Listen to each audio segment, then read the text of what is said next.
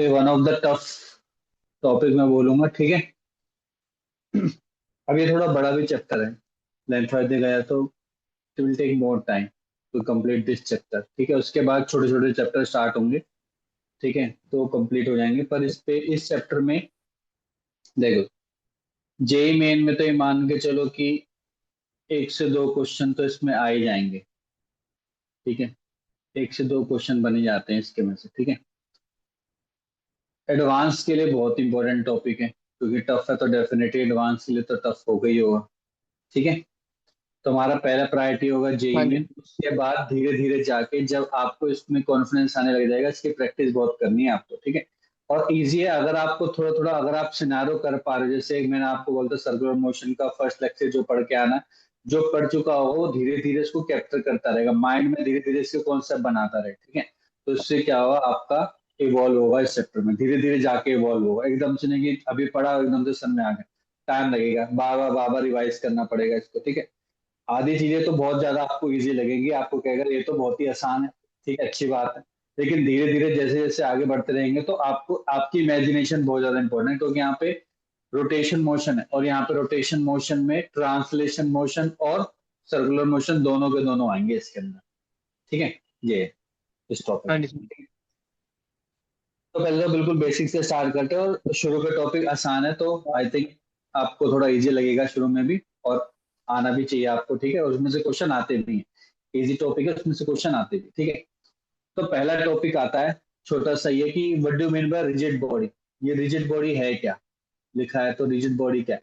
जैसे आपने कई बार सुना होगा कि बोलते हैं ये बंदा रिजिड है। रिजिड मतलब जल्दी चेंज नहीं होता, अपनी बातों से जल्दी चेंज नहीं होता है, ठीक है। इसको पिघलाना बहुत मुश्किल है। Same in the way, rigid body जैसे हो गया आपका आयरन, ठीक है, जैसे हो गया आपकी वॉल, ये आपकी रिजिड बॉडी, बहुत ज्यादा रिजिड बॉडी है। इसका मतलब क्या होता है बच्चों, रिजिड बॉडी का मतलब है कि जिसका शेप और साइज, ठीक है, शेप हो गया, साइज हो गया, ज्योमेट्री हो गया, वो अनचेंज ही रहे, वो चेंज ना हो सके इजीली, उसको बोलते हैं रिजिड बॉडी। रिजिड बॉडी जिसका शेप साइज और ज्योमेट्री चेंज ना हो सके, उसको क्या बोलते हैं बच्चों, रिजिड बॉडी बोलते हैं। ये तो हो गया जनरल लैंग्वेज। अब फिजिक्स में क्या बोलते हैं, यहाँ पे फिजिक्स में क्या बोलते हैं, सारी चीज लिखूंगा, ध्यान से सुनना है।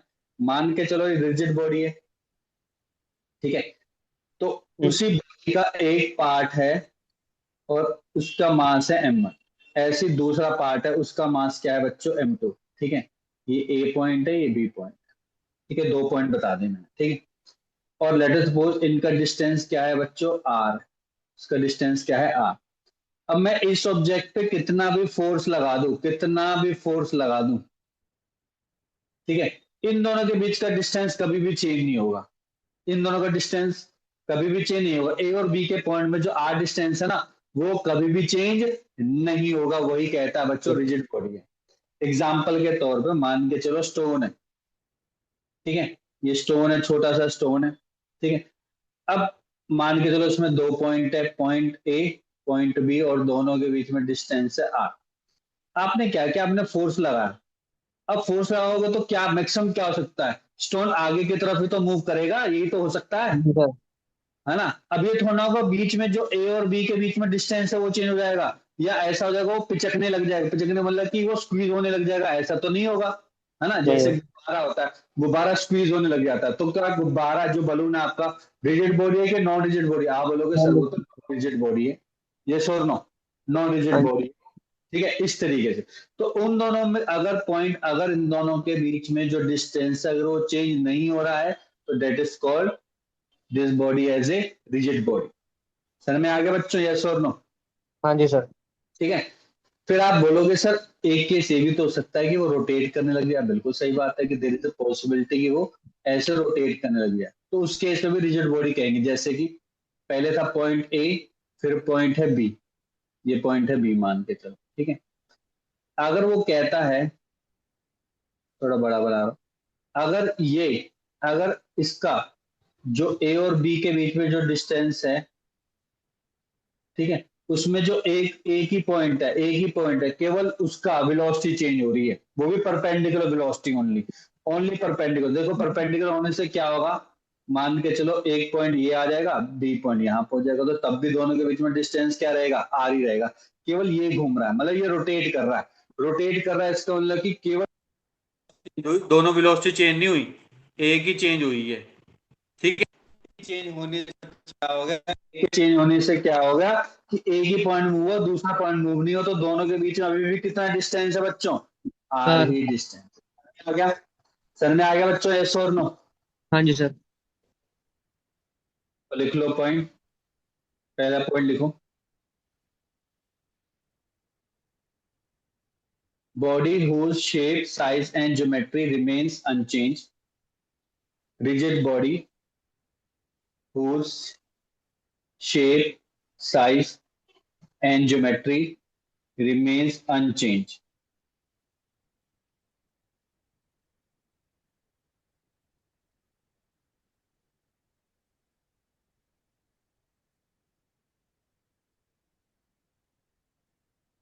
ठीक है, हाँ जी सर। नेक्स्ट लिखो इसी में, the separation between any pair of points, the separation between any pair of points on a rigid body, the separation between any pair of points on a rigid body remains unchanged, remains unchanged, remains unchanged. तो red वाला diagram बनाओ,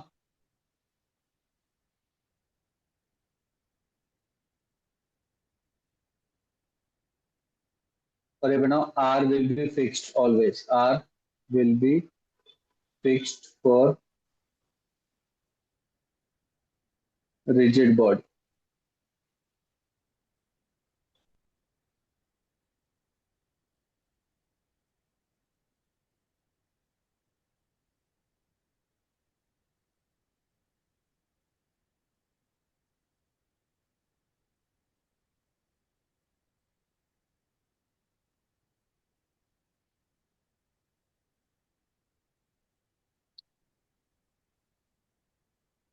लिखिए बच्चों, हाँ जी sir.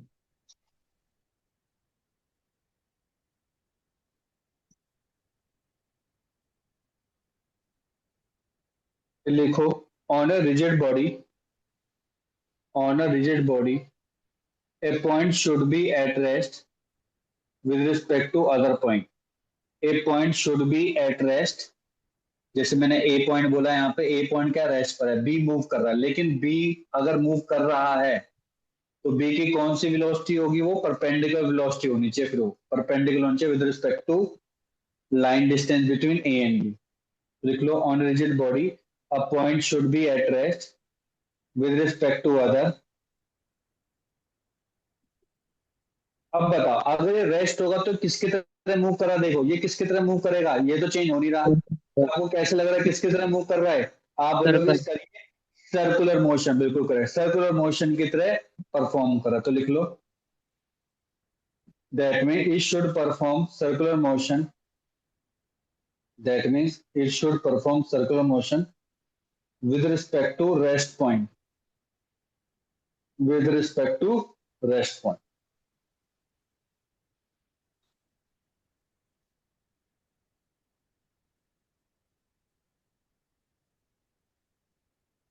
समझ में आ गया सभी को? यहां तक क्लियर हो गया सभी को? हाँ जी सर। Yes sir. ठीक।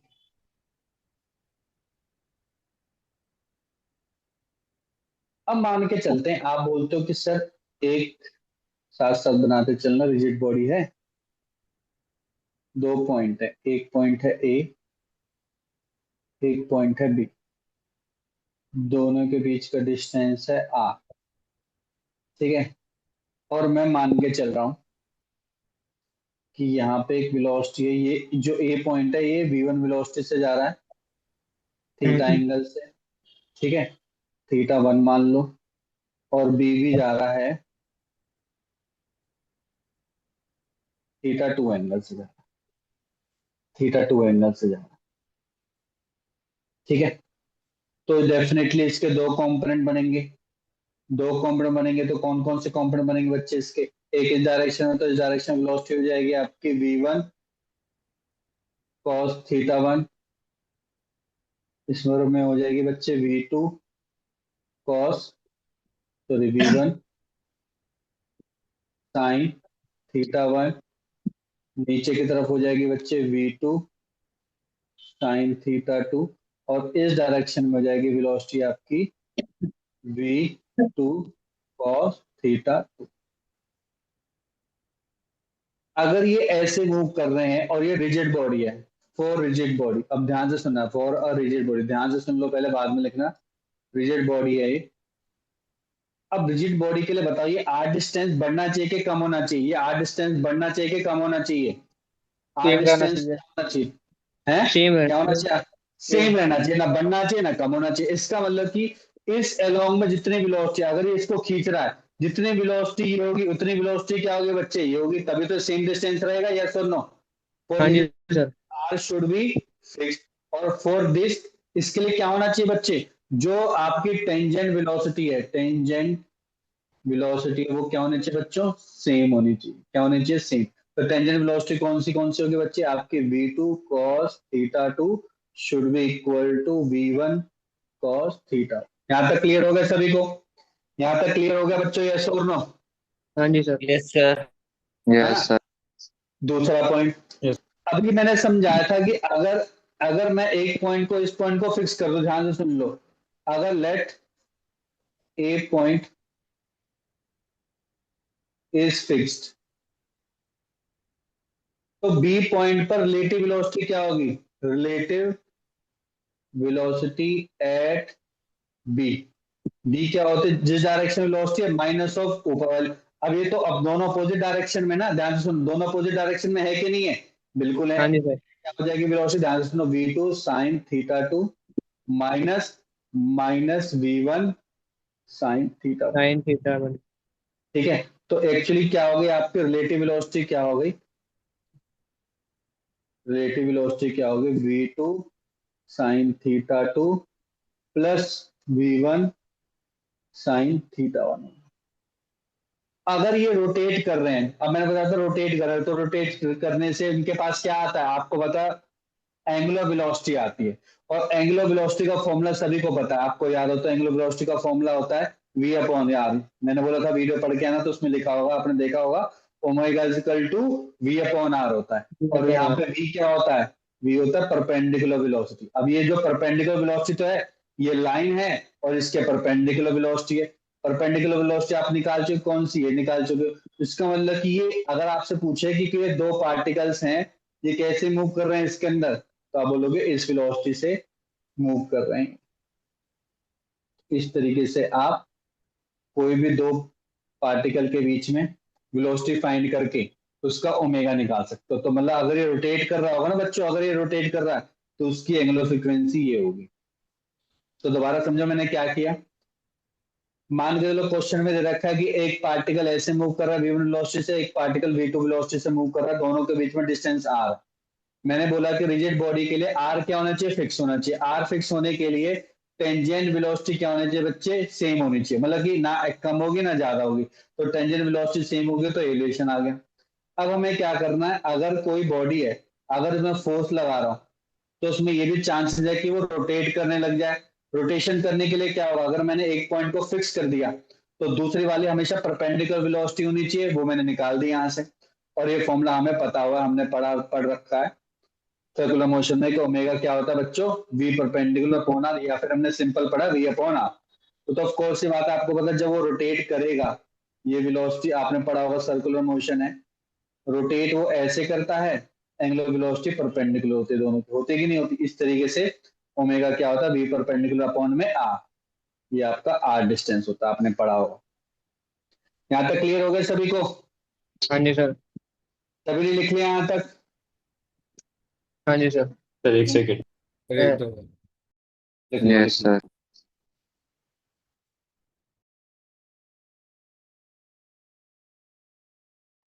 Yes sir.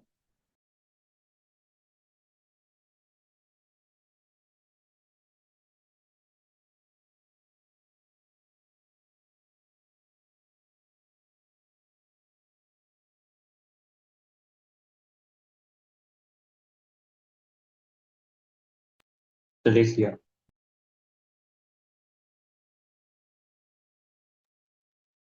अब मान के चलो कि वो बोलता है 3 पार्टिकल, ठीक है। अब 3 पार्टिकल में मान के चलो ABC 3 पार्टिकल है बच्चों, और इन पार्टिकल के बीच में एंगल दे रखा, मान के चलो अभी मैं एक ही एंगल लेके चल रहा हूँ ए, या तो ऐसा भी कर सकते हो θ1 θ2 θ3। मैं बोलता हूँ रिजिड बॉडी के लिए, ध्यान से सुनना, रिजिड बॉडी के लिए ये θ1 θ2 θ3 सेम होने चाहिए कि अलग अलग होने चाहिए बच्चों? क्या होना चाहिए बताओ? सेम होने चाहिए कि अलग अलग होने चाहिए? सेम होने चाहिए। सेम होने चाहिए, क्योंकि अलग हो गए फिर ये चेन होने लग जाएंगे, फिर इनकी लेंथ लेंथ हो चेंज जाएगी होने सर। लगी, यस और नो, है ना? दैट हाँ मीन्स जी। θ1 equal to θ2 equal to θ3, equal क्यों बोल रहा हूँ, सॉरी, इक्वल नहीं, θ1 θ2 कौन सा?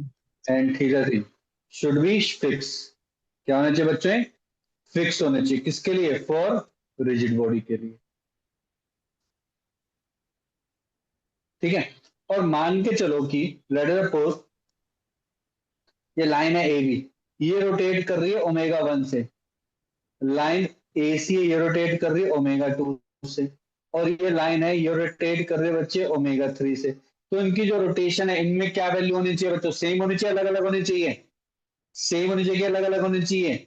आप बोलोगे सेम सर ये बिल्कुल सेम होनी चाहिए, ω1 इक्वल टू ω2 इक्वल टू ω3, इसका मतलब कि सारे के सारे पॉइंट वो एक साथ रोटेट कर रहे हैं, एक साथ एक ही एंगुलर वेलोसिटी से रोटेट कर रहे हैं, एक ही एंगुलर वेलोसिटी से रोटेट कर रहे हैं बच्चे। इसका मतलब ये किसको रिप्रेजेंट कर रहे हैं? रिजिड बॉडी को रिप्रेजेंट कर रहे हैं, बस खत्म, फिनिश।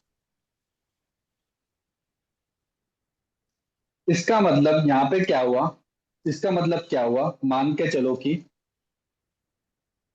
ये पॉइंट, इसको मैंने ओमेगा मान रहा हूं, ये पॉइंट कितनी एंगुलर वेलोसिटी से मूव कर रहा है? आप बोलोगे सर ओमेगा से मूव कर रहा है। मैं बोलूंगा ये वाला पॉइंट कितनी कितनी एंगुलर वेलोसिटी से? आप बोलोगे ओमेगा से।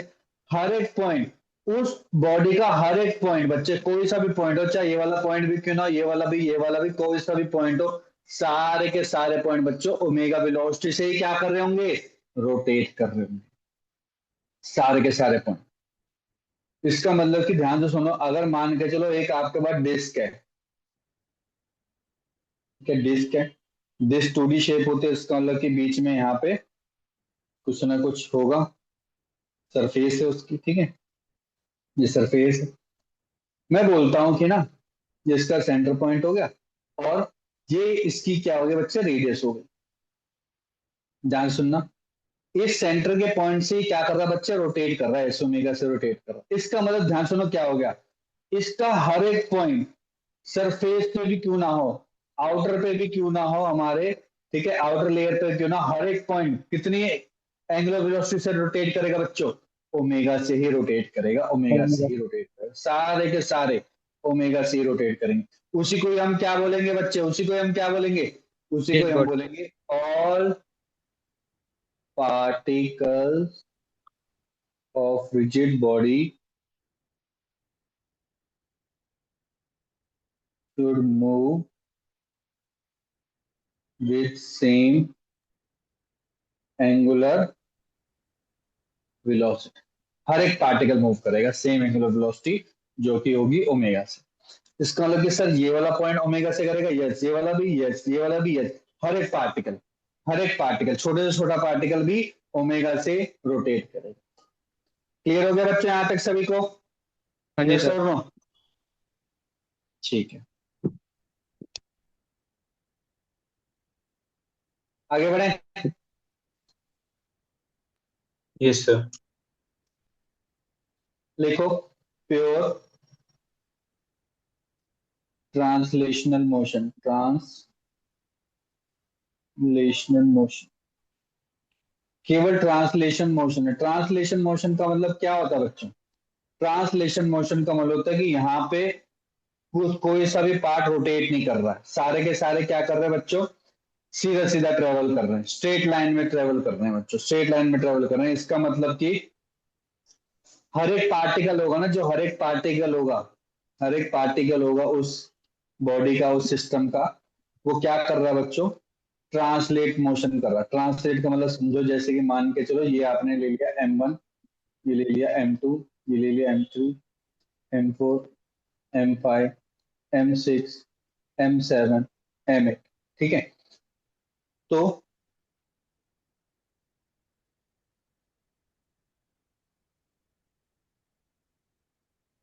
जितना डिस्टेंस इसने कवर किया ना यहां से लेकर यहां तक, उतना ही बच्चे M2 कवर करेगा, सेम हाँ डिस्टेंस। जी। उतना ही कौन करेगा, M3 करेगा। उतना ही कौन करेगा, M4 करेगा।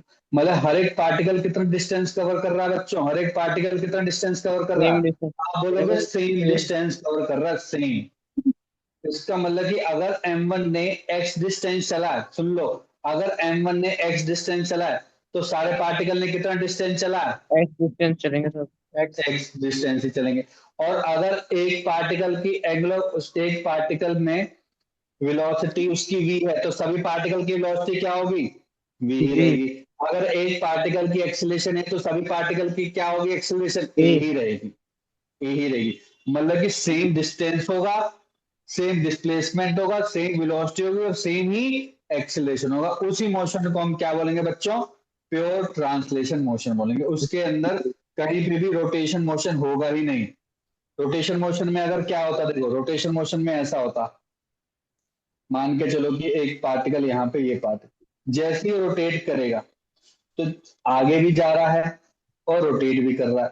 तो ये वाला पार्टिकल देखो, ये वाला पार्टिकल यहाँ पहुंच गया, ये वाला पार्टिकल यहाँ पहुंच गया है, तो सबका डिस्टेंस क्या है, अलग अलग है। सबका डिस्टेंस क्या है, डिस्प्लेसमेंट क्या है, अलग अलग है। इस वजह से हम बात करें केवल प्योर ट्रांसलेशन मोशन, जो कि स्ट्रेट लाइन मोशन है, जिसके अंदर डिस्प्लेसमेंट भी, एक्सेलरेशन भी और वेलोसिटी भी हर एक इंस्टेंट पे क्या रहेगी बच्चों, सेम रहेगी। समझ में आ गया, क्लियर दिस पॉइंट। हाँ जी सर। तो लिख लो यहाँ पे, a body is said to be pure translation motion. A body is said to be pure translation motion if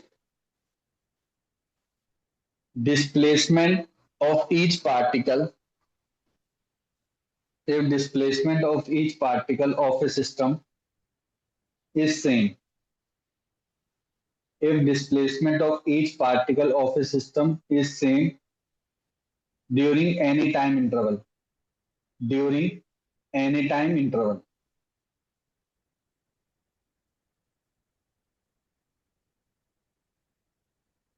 Next line say,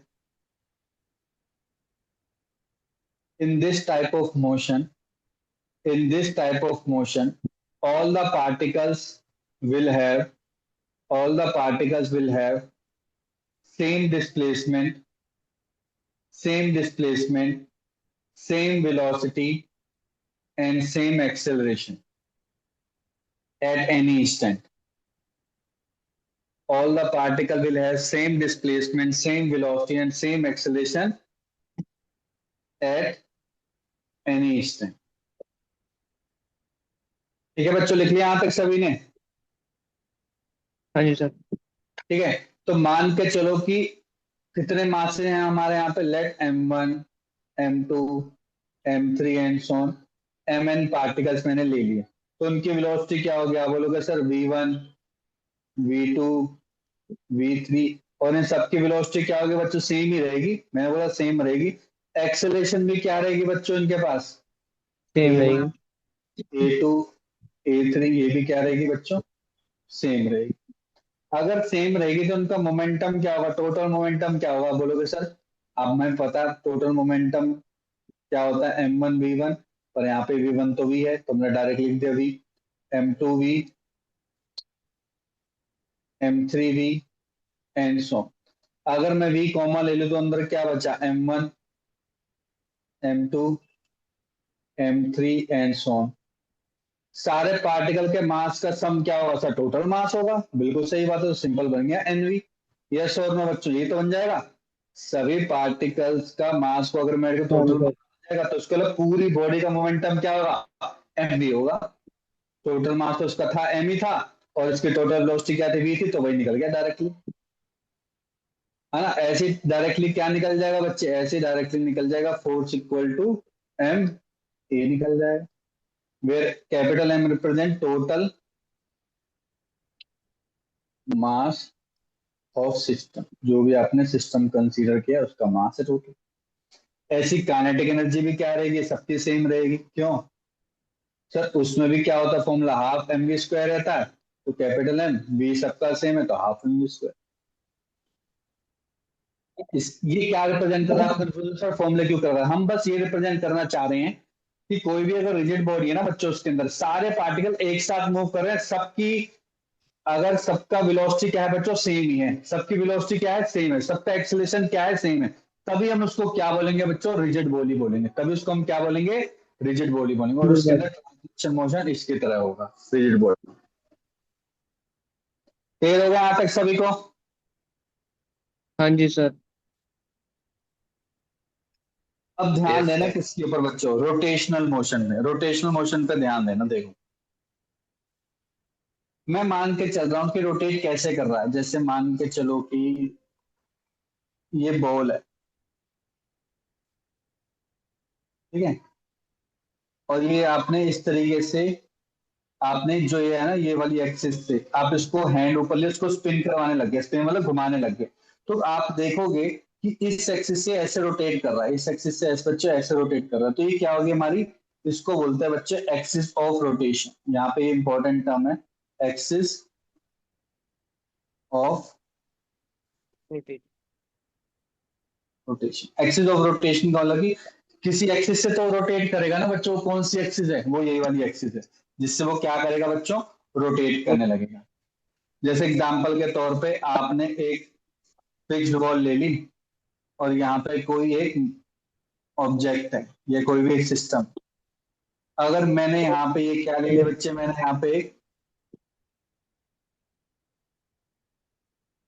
axis ले ली, एक्सिस ऑफ रोटेशन,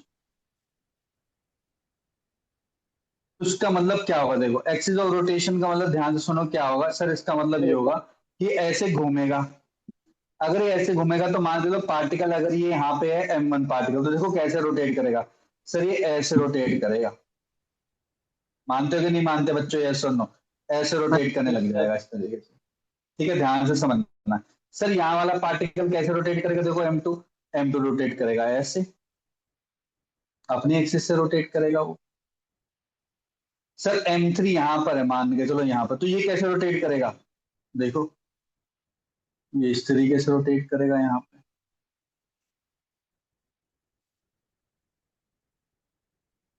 है ना। तो ये रोटेट किसके रिस्पेक्ट में कर रहा है बच्चों, ये रोटेट कर रहा है एक्सिस ऑफ रोटेशन के रिस्पेक्ट में, किसके रिस्पेक्ट में कर रहा है, एक्सिस ऑफ रोटेशन के रिस्पेक्ट में। और हर एक पार्टिकल का एक डिस्टेंस रेडियस है, हर एक पार्टिकल का रेडियस है, देखो यहाँ से लेकर यहाँ तक रेडियस कितना है, r1 है, यहाँ से लेकर यहाँ तक रेडियस कितना है बच्चे, r2 है, यहाँ से लेकर यहाँ तक रेडियस कितना है बच्चे, r1 r2 r3। हर एक पार्टिकल उस सेंटर ऑफ, जो भी हमने सेंटर क्यों बोलेंगे हम इसको, हम सिंपल बोलेंगे एक्सिस ऑफ रोटेशन से, वहां से कितने दूरी पर है बच्चों, r1 r2 r3, मतलब हर एक पार्टिकल अलग अलग अलग डिस्टेंस दूरी पर है, यस और नो। और हाँ जी। जो पार्टिकल एक्सिस ऑफ रोटेशन पे होगा, क्या वो रोटेट करेगा सर, वो रोटेट ही नहीं करेगा, क्यों, तो ये पार्टिकल क्या रोटेट करेगा, जो एक्सिस ऑफ रोटेशन पे ही रखा हो बच्चों, ये पार्टिकल क्या रोटेट कर सकता है सर, ये नहीं नहीं कर रोटेट सकते। करेगा, ये नहीं रोटेट करेगा। जो r1 दूरी पर रहेगा, कुछ ना कुछ डिस्टेंस दूरी पर रहेगा बच्चों, परपेंडिकुलर डिस्टेंस अगर मैं बोलूं, जितना वो परपेंडिकुलर डिस्टेंस रहेगा तभी वो रोटेट करेगा।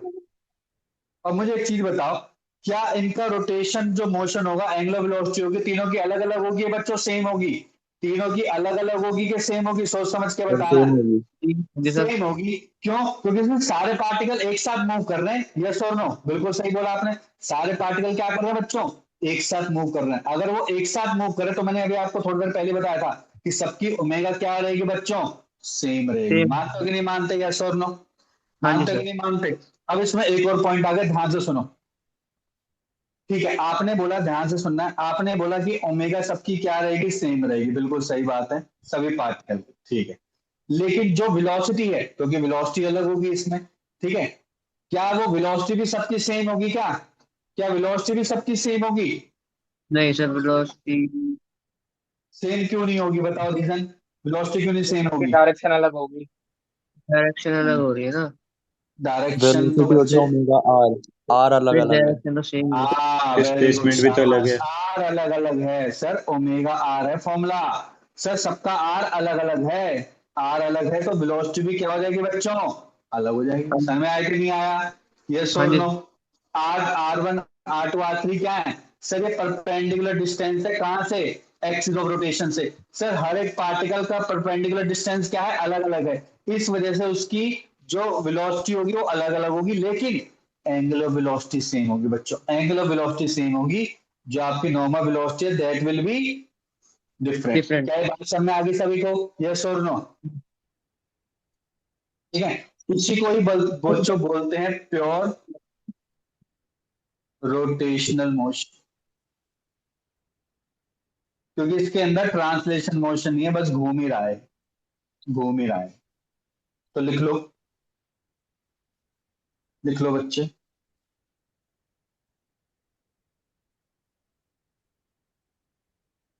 If a rigid body of any shape, if a rigid body of any shape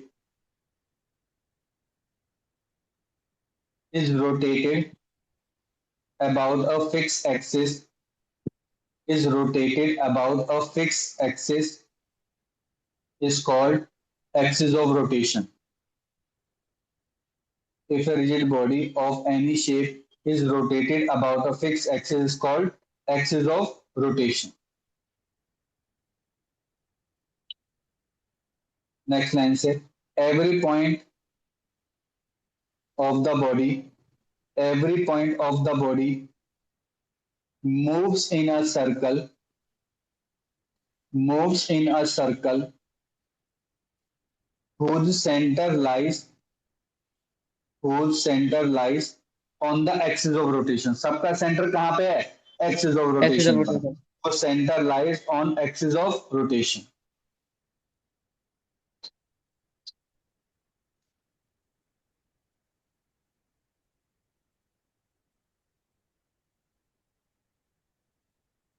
देखो, in pure rotation motion, next line से in pure rotation motion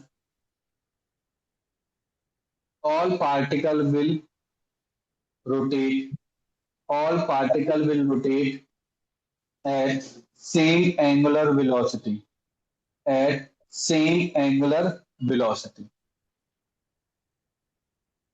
but will have different translation velocity. तो लिख लो v1 equal to omega R one, v2 equal to omega R two, v3 equal to omega R three and so on. Sir तो will अगर have मैं की यहाँ बात पे, बताना। क्या बताना बच्चे? विल हैव की बात क्या बोला था? कहाँ से बोला था बच्चों, बताओ विल हैव क्या? Different translation. Different translation velocity, ये लिखो फिर। इसी केस में लिखो बच्चे टोटल काइनेटिक एनर्जी कितनी हो जाएगी इस केस में? Total kinetic energy, kinetic energy का फॉर्मूला क्या होता है?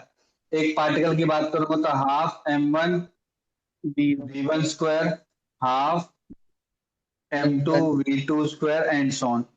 अब आपको पता है कि एम वन तो सेम है, वी वन की जगह क्या ले सकता हूँ बच्चे? Omega square R one square. इसकी जगह क्या ले सकता हूँ बच्चे? M to omega square R two square and so on. ठीक है बच्चों? हाँ जी सर। अब यहाँ पे क्या लिख सकता हूँ? क्या मैं इसको ऐसे लिख सकता हूँ? Half M one R one square, M two R two square and so on, और यहाँ पे आ गया बच्चे ओमेगा स्क्वायर भाग। यही आपका जो ये वाला रिलेशन है ना, यही आपका क्या कहलाता है बच्चों? पता है आपको? हमने पढ़ रखा है क्या कहलाते हैं बच्चों, इसको क्या कहते हैं?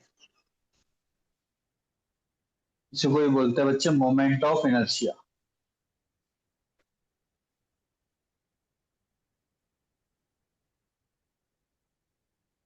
इसका मतलब कि जो आपका मोमेंट ऑफ इनर्शिया वो है क्या, ध्यान से देख लो।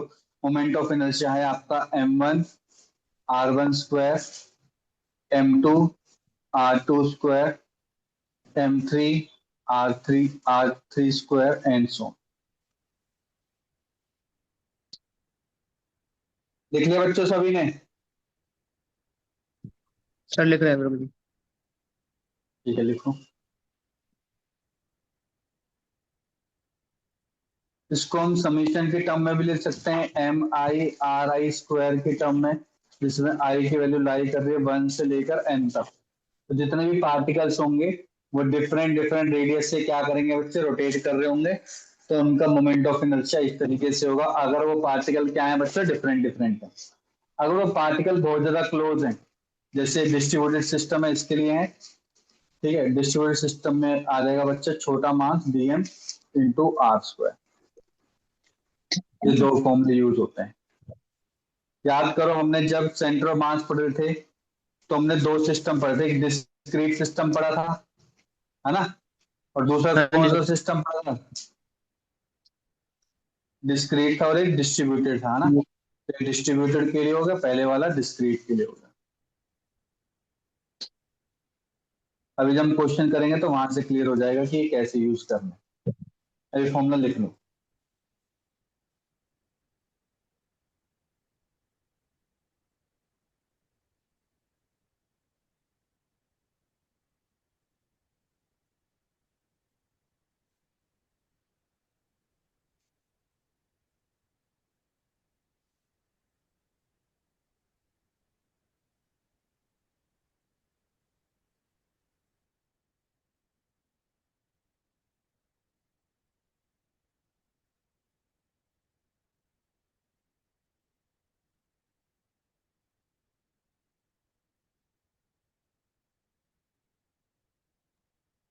लिख लिया बच्चों सभी ने?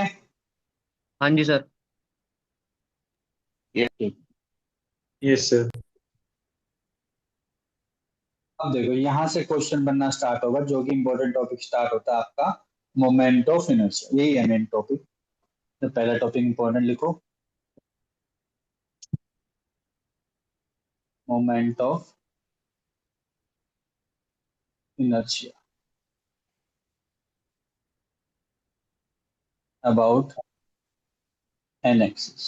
कोई भी एक्सिस के रिस्पेक्ट में ही हम मोमेंट ऑफ इनर्शिया निकाल सकते हैं। जैसा कि आपने एग्जांपल के तौर पे देखा था, मान के चलो कि कोई भी एक बॉडी है, उसका ये क्या हो गया बच्चे, हो गया एक्सिस ऑफ रोटेशन हो गया, जिसके रिस्पेक्ट में वो बॉडी क्या करेगी बच्चों, रोटेट करेगी।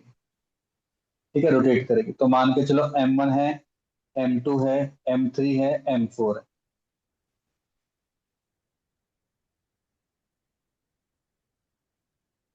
तो अगर ध्यान सुन लो, पहले सुन लो, अगर m1 से एक्सिस ऑफ रोटेशन पे परपेंडिकुलर डिस्टेंस होना चाहिए, अगर ये r1 है, ये है परपेंडिकुलर डिस्टेंस r2, ये है परपेंडिकुलर डिस्टेंस r3, और ये है परपेंडिकुलर डिस्टेंस r4। सारे पॉइंट दूर दूर है ना, इसलिए इसको डिस्क्रीट फॉर्म में लिख सकते हैं। तो उसका मोमेंट ऑफ इनर्शिया क्या होगा बच्चों, m1 r1 square plus m2 r2 square plus m3 r3 square and so on। जितने भी पॉइंट लोगे आप सारे के सारे आ जाएंगे इसके अंदर। तो अभी मैंने इसका फॉर्मूला बताया था आपको, और इसको किस तरीके से लिख सकते हैं, आई इज इक्वल टू 1 से लेकर n तक mi r i स्क्वायर, जिसमें आर आई क्या है बच्चों, आर आई क्या है आपका, एक परपेंडिकुलर डिस्टेंस है। कहां से कहां तक, perpendicular distance of mass M I from axis of rotation से, फ्रॉम एक्सिस ऑफ रोटेशन। ठीक है, इसकी यूनिट क्या होगी, यूनिट मास है, मास का केजी होता है, आर डिस्टेंस है तो इसका क्या होगा, KG metre square, centimetre square. Metre square. क्या यहाँ पे मैंने कहीं पे भी एरो मार्क कुछ लगाया, नहीं लगाया, तो डेफिनेटली कौन सी क्वांटिटी होगी बच्चे, स्केलर स्केलर। क्वांटिटी होगी। मास कभी नेगेटिव नहीं हो सकता, डिस्टेंस का स्क्वायर कर रहे हैं तो ये हमेशा नॉन नेगेटिव वैल्यू होगी, नॉन नेगेटिव। नॉन नेगेटिव का मतलब कि या तो जीरो हो सकती है, जीरो और पॉजिटिव। सर जीरो कैसे हो सकते हैं, कोई बताएगा मेरे को जीरो कब हो सकते हैं इसकी वैल्यू, किस पॉइंट पर मोमेंट ऑफ इनर्शिया। रोटेशन। हाँ शाबाश। अगर कोई भी मास आपने ले लिया एक्सिस ऑफ रोटेशन पे, उसका मोमेंट ऑफ इनर्शिया क्या हो जाएगा, जीरो हो जाएगा। क्यों, क्योंकि सर इसमें परपेंडिकुलर डिस्टेंस ही नहीं है। यस और नो बच्चों, इस वाले हाँ जी, ऑब्जेक्ट का परपेंडिकुलर डिस्टेंस ही नहीं है, तो मोमेंट ऑफ इनर्शिया क्या हो जाएगा इसका, जीरो हो जीरो बन जाएगा। जाएगा। अब यहीं से अगर आपने बात अच्छे से पकड़ ली तो देखो मोमेंट ऑफ इनर्शिया क्या बताना चाह रहा है, देखो बहुत ही अच्छे से तुम समझ गए। अब सोचो कि अगर ये साइज थोड़ा बड़ा होता तो मुझे बताओ, एक्सिस ऑफ रोटेशन यही है, बीच में ही है, तो किसका मोमेंट ऑफ इनर्शिया ज्यादा होता, पहले वाले का कि दूसरे वाले का। बच्चों किसका मोमेंट ऑफ दूसरे इनर्शिया वाला। ज्यादा होता, आप बोलते सर दूसरे वाले का ज्यादा होता। क्यों, क्योंकि उसके अंदर जो मास है ना वो ज्यादा डिस्टेंस तक फैला हुआ है। यस और नो, जो हाँ मास जी, है अब ये दूर दूर तक फैल गया। यस और नो बच्चों, समझे कि नहीं समझे। हाँ जी यस और सर। नो बच्चों, अब डिस्टेंस क्या होगा, फैल गया। इसका मतलब कि मोमेंट ऑफ इनर्शिया किसके ऊपर डिपेंड करता है बच्चों, शेप और साइज के ऊपर डिपेंड कर रहा है कि नहीं कर रहा, शेप और साइज के ऊपर। जैसे साइज बड़ा कर दिया मोमेंट ऑफ इनर्शिया बढ़ गया, जैसे साइज छोटा कर दिया, मान के चलो मैंने इतना साइज ले लिया पतला सा, अब बताओ इतना पतला चाहे कितना भी लंबा ले लो, ये लो लंबा ले लो, तो इसका मोमेंट ऑफ इनर्शिया क्या हो जाएगा बच्चों, बहुत ऑटोमेटिकली सही। बहुत ही कम हो जाएगा, बहुत ही कम। क्यों, क्योंकि इसका शेप और साइज क्या हो चुका है बच्चों, चेंज हो चुका है। यहाँ तक बात क्लियर हो गई, यहाँ तक हाँ बात जी क्लियर सर। हुई कि नहीं, यस और नो। दूसरी बात, अगर मैं ये एक्सिस ऑफ रोटेशन चेंज कर दूं, यहाँ पे कर दूं, ध्यान सुन लो, अगर मैं यहाँ पे कर दूं तो परपेंडिकुलर डिस्टेंस हर एक का चेंज नहीं होगा। देखो परपेंडिकुलर डिस्टेंस हर एक पॉइंट का चेंज हो गया, हुआ बढ़ कि नहीं हुआ, जाएगा। देखो ये यहाँ पे आ गया, ये यहाँ पे आ गया, बढ़ गया घट गया अलग बात है। क्या मोमेंट ऑफ इनर्शिया चेंज हुआ कि नहीं हुआ, हुआ क्या बस। एक्सिस ऑफ रोटेशन के होने की चेंज होने की वजह से मोमेंट ऑफ इनर्शिया चेंज होगा कि नहीं होगा, बिल्कुल होगा सर, बिल्कुल होगा। क्यों, क्योंकि सर जो आपने R1 R2 R3 जितने भी डिस्टेंस निकाले वो तुमने एक्सिस ऑफ रोटेशन से निकाले। अगर एक्सिस ऑफ रोटेशन चेंज हो जाएगी तो R1 R2 R3 चेंज हो जाएगा, और उसकी वजह से मोमेंट ऑफ इनर्शिया भी क्या हो जाएगा बच्चों, चेंज हो जाएगा। क्या ये बात समझ में आ गई, क्या ये बात समझ में आ गई, यस और नो, सभी को क्लियर हो गया, क्लियर हो गया यहाँ तक। और जितने Yes, ज्यादा sir. उसके अंदर मास होगा, जितना ज्यादा उसके अंदर मास होगा उतना ज्यादा मोमेंट ऑफ इनर्शिया होगा। सर मास का मतलब मैं इसको इस तरीके से बोलूंगा, डेंसिटी, जितनी ज्यादा उसके अंदर डेंसिटी होगी ना बच्चों, उतना ही ज्यादा उसके अंदर क्या होगा, मोमेंट ऑफ इनर्शिया होगा। उतना ही उसके अंदर क्या होगा बच्चों, मोमेंट ऑफ इनर्शिया को। तो सारे पॉइंट लिखते हैं अभी धीरे धीरे। यहाँ तक सभी ने लिख लिया, यहाँ तक लिख हाँ लिया जी सर। सभी ने, ठीक। Yes, sir. देखो फॉर कॉन्टिन्यूस सिस्टम, पहले लिख लो फॉर कॉन्टिन्यूस सिस्टम, उसके लिए फॉर्मूला क्या बताया था, I is equal to dm r²। ये हम यूज करेंगे तब आपको अच्छे से क्लियर हो जाएगा। अब लिखो moment of inertia I depends on, तो बताओ बच्चे पहला पॉइंट किसके ऊपर डिपेंड करता है, आप बोलोगे shape. Shape and size of the body, लिख लो shape and size of body के ऊपर डिपेंड करता है।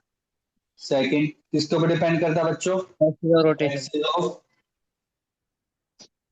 रोटेशन के ऊपर डिपेंड करता है। थर्ड पॉइंट क्या हो जाएगा बच्चों आपका, डेंसिटी मास ऑफ का द है। मटेरियल।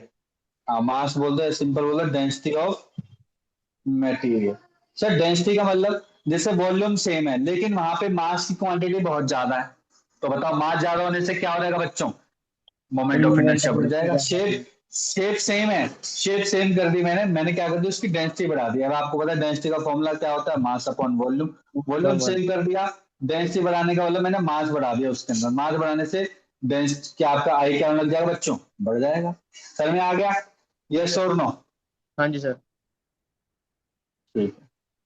तो लास्ट में लिखो that means that means moment of inertia depends on, moment of inertia depends on density of, नहीं sorry, distribution of mass related to axis of rotation। कितना ज्यादा मास distributed है उसके ऊपर बहुत ज्यादा डिपेंड करेगा। तो distribution of mass related to axis of rotation, axis of rotation से कितना मास उसका डिस्ट्रीब्यूटेड। यहाँ तक लिख लिया बच्चों, यस और नो? हाँ जी सर। Yes sir. तो मेरे ख्याल से ये पॉइंट सबको क्लियर हो गया। ठीक है, तो हम बहुत बेसिक बेसिक क्वेश्चन करते हैं, बिल्कुल बेसिक बेसिक क्वेश्चन है ना, तो उससे आपको समझ में आएगा कि कैसे हम मोमेंट ऑफ इनर्शिया को कैलकुलेट करते हैं। तो देखो, मान के चलो कि ये दो पॉइंट है,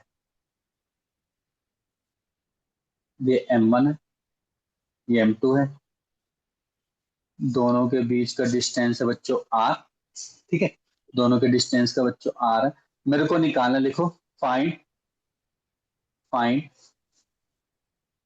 moment of inertia at centre of mass. Centre of mass पे निकालना। अगर थोड़ा बहुत याद हो, अगर आप थोड़े बहुत इंटेलिजेंट हो, जो कि मैं मान रहा हूं होंगे ही, आपने पढ़ा अच्छे से, याद करो, हमने यहाँ से लेकर यहाँ तक का डिस्टेंस डी मान के किया था, याद है, डी मान के किया था। और जी मैंने सर। बोलता, अगर आप M1 से निकालोगे R1, मतलब अगर आपने जो सेंटर ऑफ मास निकालोगे, तो निकला था दूसरे वाला मास लेते हैं M2, total distance R upon में M1 प्लस M2, याद है? तो ये बन जाएगा आपका सेंटर ऑफ मास, ये वाला। तब में आ गया बच्चों, यस और नो? ऐसे निकालते थे हम, हाँ जी है ना? सर। और अगर मैं M2 से लूंगा, M2 से लूंगा तो R2 हो जाएगा वो। R2 क्या हो जाएगा, दूसरे वाला मास ले लिया M1, total distance R divide by M1 plus M2। इसका मतलब कि अब आपको पता चल गया सेंटर ऑफ मास कितना है दोनों के बीच में। मान के चलो ये सेंटर ऑफ मास है, तो यहां से लेकर यहां तक का डिस्टेंस हो गया बच्चों R1, यहां से लेकर यहां तक का डिस्टेंस हो गया R2, और ये क्या होगा बच्चे, आपका axis of axis of rotation. Rotation होगा। ठीक है, ये मास है M1, ये मास है M2। मेरे को निकालना था मोमेंट ऑफ इनर्शिया। अब बताओ आई क्या होगा, मैंने बता रखा M1, क्या ये परपेंडिकुलर डिस्टेंस नहीं, R1 बिल्कुल है, तो इसको लिखेंगे R1 स्क्वायर। ये है M2 और परपेंडिकुलर डिस्टेंस है बच्चों R2 स्क्वायर। क्या आपने R1 निकाला है? R1 निकाला, कितना निकाला, देखो ये रहा M2 R upon M1 plus M2 का होल स्क्वायर। सिमिलरली M2 है, R2 क्या हो जाएगा, M1 R upon M1 plus M2 का होल स्क्वायर। क्लियर होगा बच्चों यहाँ तक सभी को, यस और नो? हाँ जी ठीक है, सर। अगर मैं इसको ओपन करना चाहूं तो ऐसे बनेगा M1 M2 square R square divide by M1 plus M2 का whole square plus M2 M1 का square R square divide by M1 plus M2 का होल स्क्वायर। ठीक है, ठीक है। अब दोनों को ऐड करूंगा तो नीचे क्या रहेगा बच्चे, M1 प्लस M2 का स्क्वायर। इसमें देखो इन दोनों में कॉमन आ रहा होगा, ध्यान से देखो, M1 M2 कॉमन लेता हूं तो यहाँ पे बचेगा M2, यहाँ पे बचेगा M1, एक कैंसिल हो गया। तो फाइनल रिजल्टेंट जो आपका आ गया, आई की वैल्यू आ गई M1 M2 अपॉन में M1 plus M2 into are square, ये आ गया। कोई भी दो पार्टिकल के बीच में उसका कोई भी दो पार्टिकल के बीच में अगर हमें सेंटर ऑफ मास पे, ये सेंटर ऑफ मास के ऊपर डिपेंड है ओनली, सेंटर ऑफ मास पे अगर मोमेंट ऑफ इनर्शिया, तो आपका ये रिजल्टेंट होगा, आपका ये रिजल्टेंट होगा। सर में आ गया, यस और नो? सबको क्लियर हो गया बच्चों? हाँ जी sir. Yes sir. Yes sir. Yes. लिख लिया सभी ने? सर लिख रहे हैं। देखो,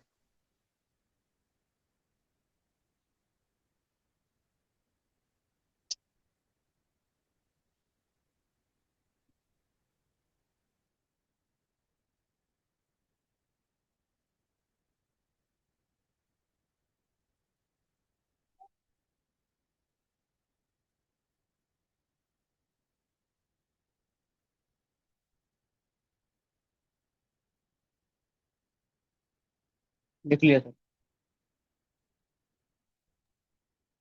ठीक है। अब देखो इसी क्वेश्चन में मैं कैसे चेंज कर रहा हूँ, ध्यान से सुनना। देखो यहीं से जो अच्छी बुक है ना, जैसे एडो बुक हो गया, एडवांस, इस टाइप के कैसे क्वेश्चन बनते हैं। एग्जैक्टली एडवांस वाला तो नहीं है, लेकिन उसका एक सब पार्ट है।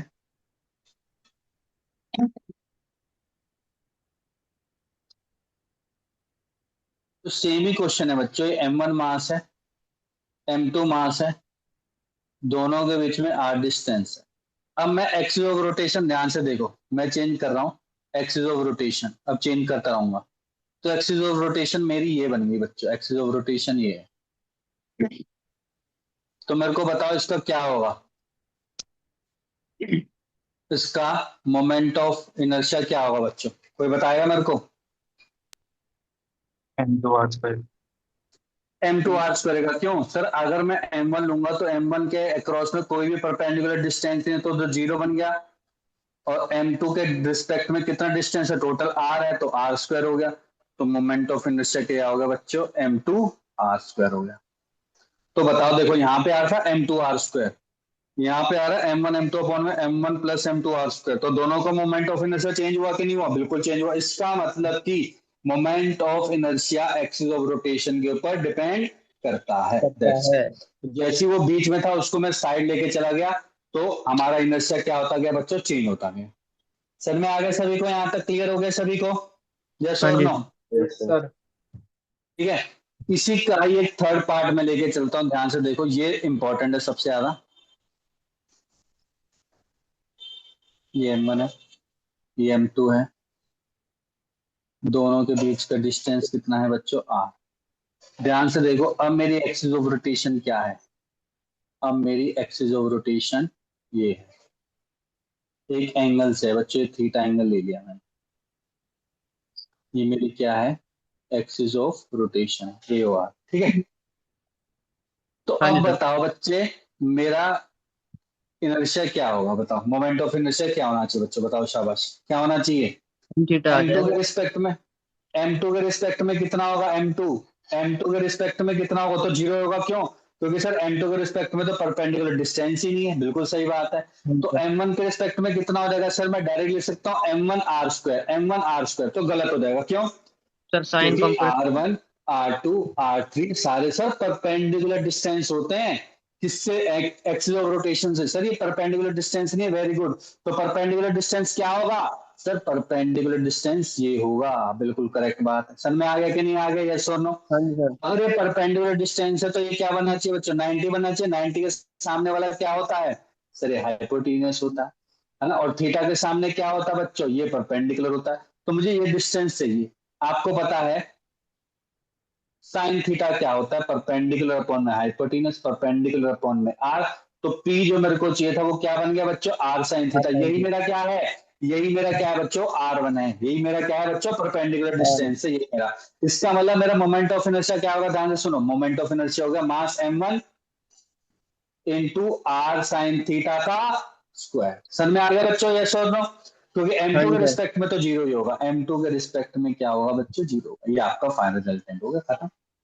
तो हमेशा ही R1 R2 जितने भी डिस्टेंस है आपके, वो सारे क्या होने चाहिए बच्चों, एक्सिस ऑफ परपेंडिकुलर। रोटेशन से परपेंडिकुलर होने चाहिए, दैट्स इट। समझ में आ गया सभी को, क्लियर दिस पॉइंट। हाँ जी sir. Yes sir. Yes, sir.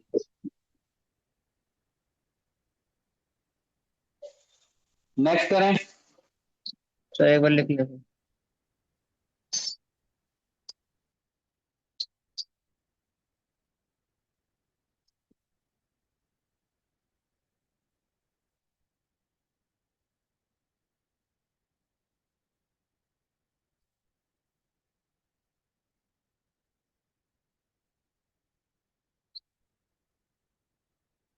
लिख लिया सर।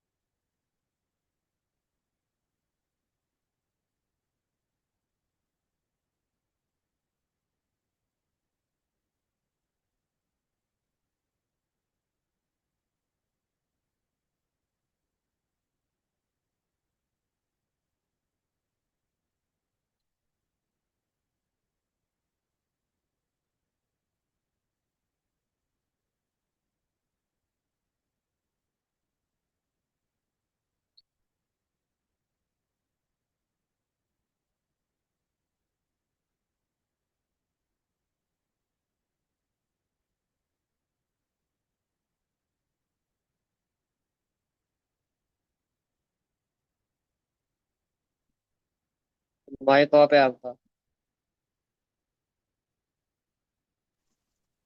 इतनी देर से बता रहा हूँ तो क्यों नहीं बोल रहा फिर? सर मुझे लगा क्वेश्चन लिख रहे हो आप।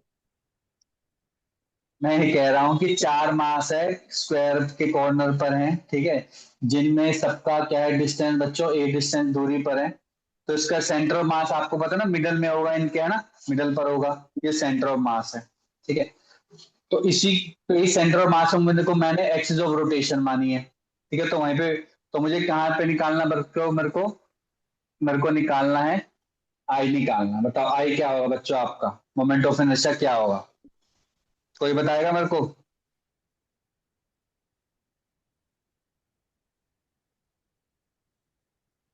R1 A/2 हो जाएगा सर। A/2 नहीं होगा। अब ध्यान से देखो, ये परपेंडिकुलर डिस्टेंस है ना बच्चे, ये वाला परपेंडिकुलर डिस्टेंस है। अब आपको पता है ये ए है, ये ए है। तो एक्सिस ऑफ मान के रोटेशन चलो डायगोनल माना है। A B C D. तो मुझे बताओ डी बी क्या होगा, डी बी डिस्टेंस? आप बोलोगे डी बी डिस्टेंस होगा under root of A square plus A square, जो कि होगा ए अंडर रूट टू। तो जो डी ओ होगा, डी ओ, ये ओ है मान के चलो, जो डी ओ कितना हो जाएगा, आप बोलोगे डीवी का हाफ, जो कि हो जाएगा ए डिवाइड बाय रूट टू हो जाएगा। कितना हो जाएगा, ए डिवाइड बाय रूट टू। इसका अलग, ये डिस्टेंस कितना है, ए डिवाइड बाय रूट टू। ये डिस्टेंस कितना है, ए डिवाइड बाय रूट टू। ये भी डिस्टेंस कितना है, ए डिवाइड बाय रूट टू। ये भी डिस्टेंस कितना है, ए डिवाइड बाय रूट टू। आपको पता है सेंटर पॉइंट से सारे के सारे 90 डिग्री बनाते हैं, तो हमें परपेंडिकुलर डिस्टेंस ही तो लेना होता है। तो एक्सिस ऑफ रोटेशन क्या होगा बच्चों, मास एम, परपेंडिकुलर डिस्टेंस होगा ए डिवाइड बाय रूट टू का स्क्वायर। और ऐसे कितने हैं, ऐसे चार। तो आंसर हो गया बच्चे M A square by two into four, that is equal to two M A square. सब क्वेश्चन में आ गया? क्या ये पॉइंट सबको क्लियर हो गया, यस और नो? Clear everyone? सर हमेशा इसमें ही एक्सिस आपको क्या, ऑफ हाँ बोलो क्या क्वेश्चन है? सर इसमें एक्सिस ऑफ रोटेशन डायगोनल माना है ना। नहीं, एक्सिस ऑफ रोटेशन आपका इस प्लेन के परपेंडिकुलर है, मतलब ये जो लाइन है ये तेरे चेहरे पे आ रही है। अच्छा। समझ में आ गया? ये ऐसे जेड नहीं जा एक्सिस। रही है। हाँ, ये जेड एक्सिस पे है, ये एक्स वाई प्लेन में है, जेड एक्सिस पे है। तो लिख लो, ठीक। axis of rotation is perpendicular to the plane,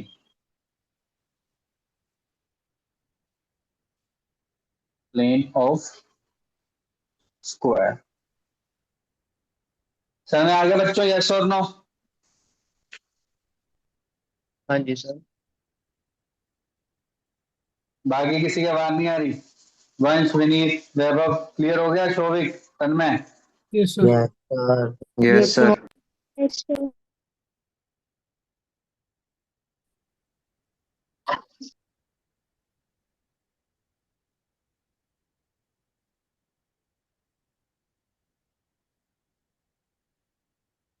अब मान के चलो ये सेम पार्टिकल है, सेम डिस्टेंस पर है।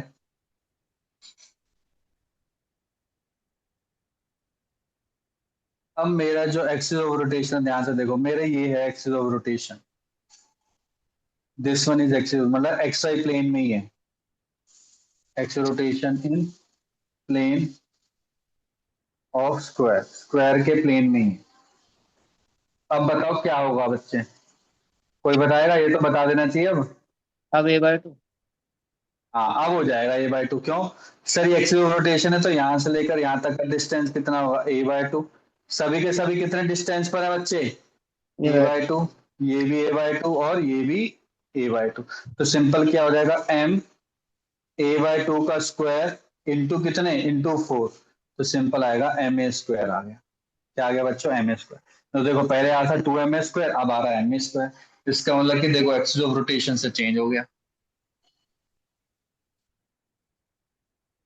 लिख लिया बच्चों सभी ने। एक मिनट, 2 मिनट। यस सर कर दो।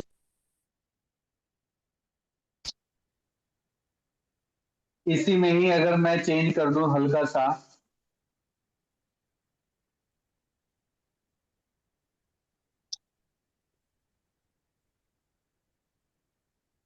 लिख लिया।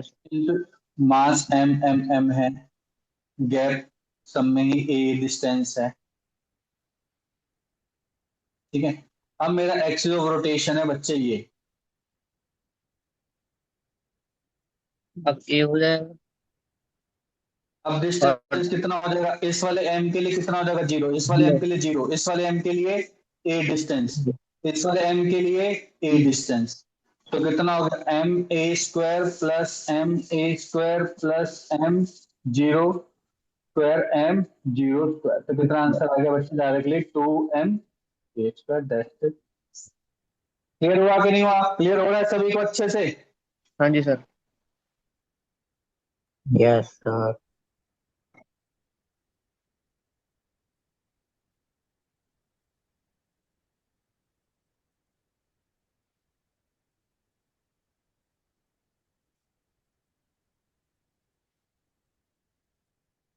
निकाल ले सभी ने, आगे बढ़ो। यस। Yes sir. ठीक। जी सर। अच्छा मुझे बताओ, मैं जनरल एक क्वेश्चन पूछता हूँ। दो मास है, दो पार्टिकल है, उनका मास है m1 m2 और उनके बीच का डिस्टेंस है बच्चे r। ऐसा कौन सा केस है जिसपे इसका इनर्शिया जीरो बन जाए, सोचो ऐसा कौन सी कंडीशन होगी जिसपे इनर्शिया जीरो बन जाए, सोचो। सर एम जब वन आर पे अलोंग एक्सिस पड़ेगा। शाबाश, वेरी गुड। सर अगर आपने गलती से परपेंडिकुलर ले ली ना एक्सिस, तो डेफिनेटली जीरो तो कभी भी नहीं होगा। तो कब होगा, अगर आपकी एक्सिस, अगर आपकी एक्सिस ऐसे हो, सर में आगे बच्चे, हाँ ऐसे जी हो sir. On the m1 m2 plane, इसी के प्लेन पर होनी चाहिए, इसी के ऊपर होनी चाहिए, ठीक है। तभी मेरा मोमेंट ऑफ इनर्शिया क्या हो जाएगा बच्चे, जीरो हो जाएगा। लेकिन अगर, बनाते चलना साथ साथ, अगर अगर बच्चे ये आ गया आपका मोमेंट, ये हो गई एक्सिस ऑफ रोटेशन, तो क्या मोमेंट ऑफ इनर्शिया जीरो होगा कि नहीं होगा, नहीं होगा क्या सर। मोमेंट नहीं होगा, क्यों सर, परपेंडिकुलर डिस्टेंस अब ये हो गया। सर ये तो हमें पता नहीं है, कोई बात नहीं, हम मान सकते हैं, वो मान के चलो डिस्टेंस कितना हो गया, डी हो गया, ये डिस्टेंस डी हो गया। तो इसका मतलब कि बच्चे अब हमें ये वाला डिस्टेंस देखना है, ये परपेंडिकुलर डिस्टेंस देखना है। तो उस केस में मोमेंट ऑफ इनर्शिया कितना हो जाएगा बच्चों, m1d² प्लस m2d²। समझ में आ गया। हमेशा नहीं कि दो पार्टिकल देखा, दोनों के बीच में डिस्टेंस r देखा तुरंत निकालने लग गए, नहीं। पहले बता रहा हूं, मोमेंट ऑफ इनर्शिया के लिए सबसे इंपॉर्टेंट क्या चीज है, sir axis of x rotation. तो बताओ पहले आप, एक्सिस ऑफ रोटेशन के बाद में डिसाइड करूंगा। समझ में आ गया कि नहीं आ गया, सबको क्लियर हो गया ये वाला पॉइंट अच्छे से, यस और नो। हाँ जी। तो ये yes important sir. Point basic. चलो बहुत ही बढ़िया।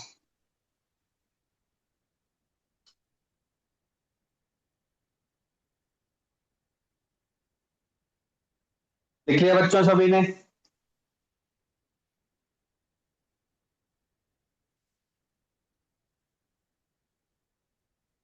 सभी ने लिख लिया। हाँ जी सर, लिख लिया। Yes sir.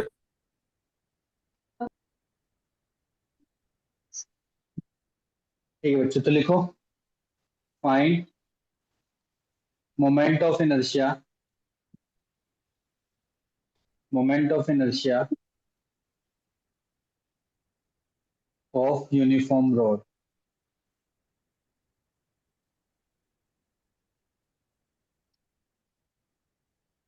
ठीक है, यूनिफॉर्म रोड। तो यूनिफॉर्म रोड के बारे में जान सकते हैं, हमने पहले भी इसका सेंटर ऑफ मास निकाला है। यूनिफॉर्म रोड का सेंटर ऑफ मास कहाँ होगा, मिडल पे ही होगा, ठीक है, वैसे तो मिडल पे ही होगा, पर हाँ जी मान के सर। चलते हैं कि लेट अस सपोज इसका मास है m और टोटल लेंथ है बच्चे इसकी l है, ठीक है। हाँ जी सर। मैं बोलता हूं कि ध्यान से सुनो, मैं बोल रहा हूं कि इसका इसका एक्सिस ऑफ रोटेशन ये है बच्चों, ये है आपका एक्सिस ऑफ रोटेशन। तो अगर यूनिफॉर्म है तो डेफिनेटली यहां से लेकर यहां तक का योग्य विच डिस्टेंस डी हो गया। तो क्या होगा बच्चे इसका मोमेंट ऑफ इनर्शिया, आप बोलोगे सर टोटल मास है m। सर अगर मैं छोटा सा भी ले लूं तो इसको मैंने dm ले लिया, ठीक है, dm ले लिया, ठीक है, dm ले लिया, तो हम क्या लेके चलेंगे बच्चों, dm इंटू डी स्क्वायर लेके चलेंगे, dm इंटू डी स्क्वायर। अब डी डिस्टेंस क्या हर एक पॉइंट के लिए सिमिलर नहीं है क्या बच्चों, सेम है कि नहीं, ये डिस्टेंस भी डी है, ये डिस्टेंस भी डी है, ये डिस्टेंस भी डी है, सारे डिस्टेंस डी है, तो डी मैंने बाहर ले लिया और डीएम का इंटीग्रेट कर दिया। डीएम का इंटीग्रेट कर लिया, टोटल मास, टोटल मास कितना है बच्चे इसका, टोटल मास, टोटल मास कितना है इसका, आप बोलोगे सर टोटल मास तो आपने एम बता रखा, तो सिंपल हो गया एम इंटू डी स्क्वायर, तो आई हो गया बच्चे एम डी स्क्वायर। सर आपने यूनिफॉर्म रोड बोला है, ये it is also applicable for non uniform as well, क्यों, क्योंकि सर डिस्टेंस तो सेम है ना, मास तो टोटल तब भी एम ही रहेगा चाहे कैसी भी रोड हो, मानते हो कि नहीं मानते हाँ जी बच्चों, ध्यान से सुनो, कैसी भी रोड हो, कैसा भी मास डिस्ट्रीब्यूटेड हो, अगर डिस्टेंस सेम हो गया तो ये तो एम डी स्क्वायर सेम रहेगा ही रहेगा, even same for non uniform road having same mass and having same mass m। Clear everyone? हाँ जी सर। ठीक है, लिखो।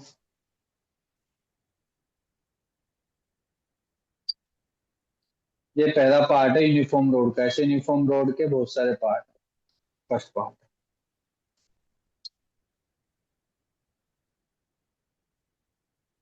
लिखिए, आगे बढ़े। हाँ जी सर।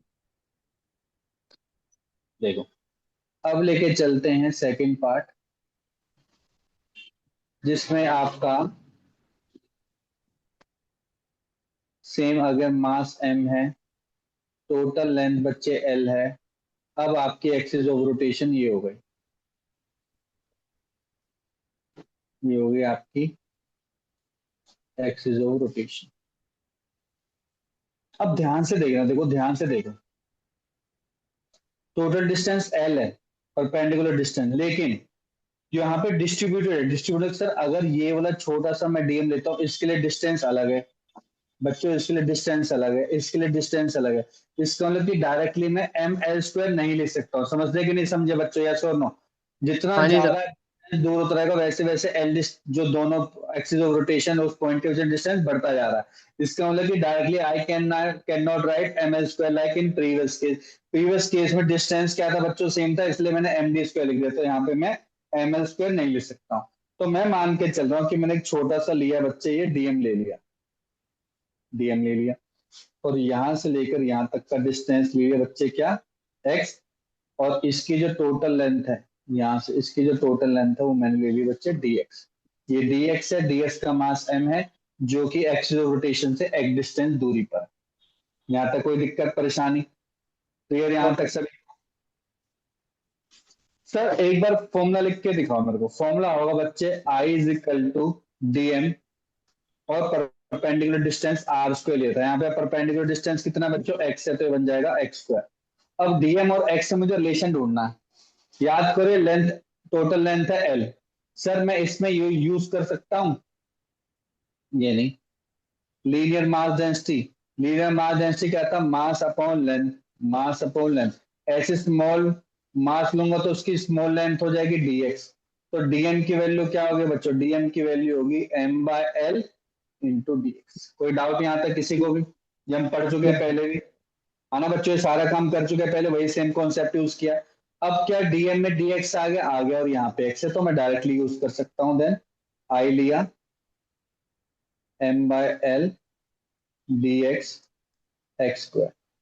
अच्छा, ये इंटीग्रेट कहां से कहां करेंगे बच्चों? अगर आपने इसको 0 माना है तो डेफिनेटली ये क्या हो जाएगा बच्चों, l बन जाएगा। तो इंटीग्रेट होगा 0 से l, m/l बाहर लिया, x स्क्वायर dx 0 से l, m/l x cube by 3 integrate 0 से l।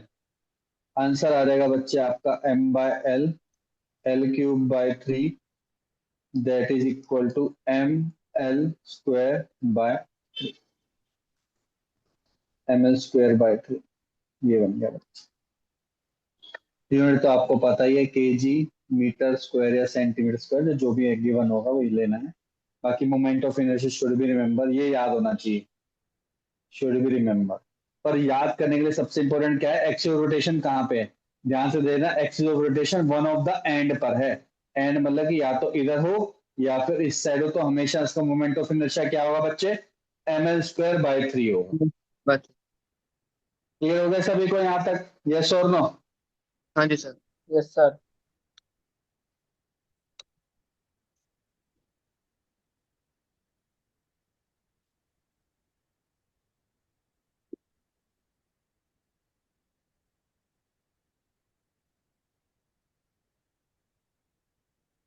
करें आगे?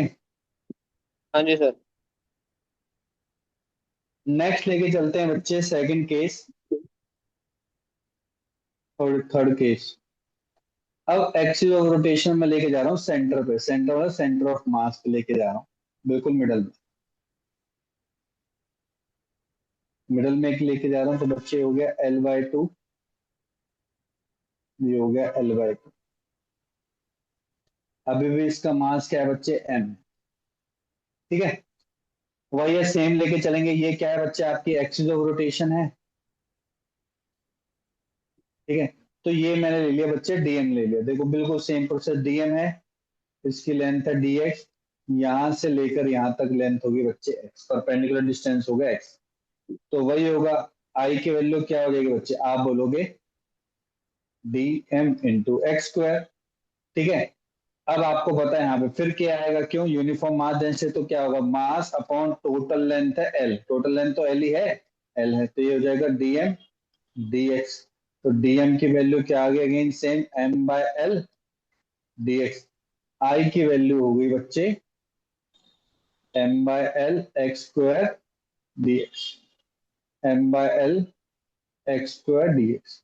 अब बात आती है बच्चों लिमिट की, लिमिट कहां से कहां होगी, देखो अगर आपने इसको 0 माना, ऑफकोर्स वाले 0 ही मानेंगे, तो ये हो गया l/2, और ये कितना हो गया बच्चे, ये हो गया -के l/2।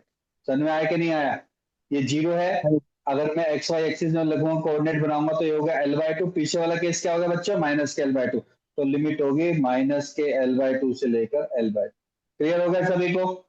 यहां तक सभी को क्लियर हो गया बच्चों? हाँ जी सर। तो इसमें अब क्या होगा, m/l बाहर, x cube by 3, limit -l/2 से l/2, m/l बाहर, 1/3 भी बाहर, एक्स क्यूब पुट करूंगा तो आएगा l/2 का क्यूब माइनस और माइनस l/2 का क्यूब, माइनस माइनस यहां जाके प्लस बन जाएगा, तो 2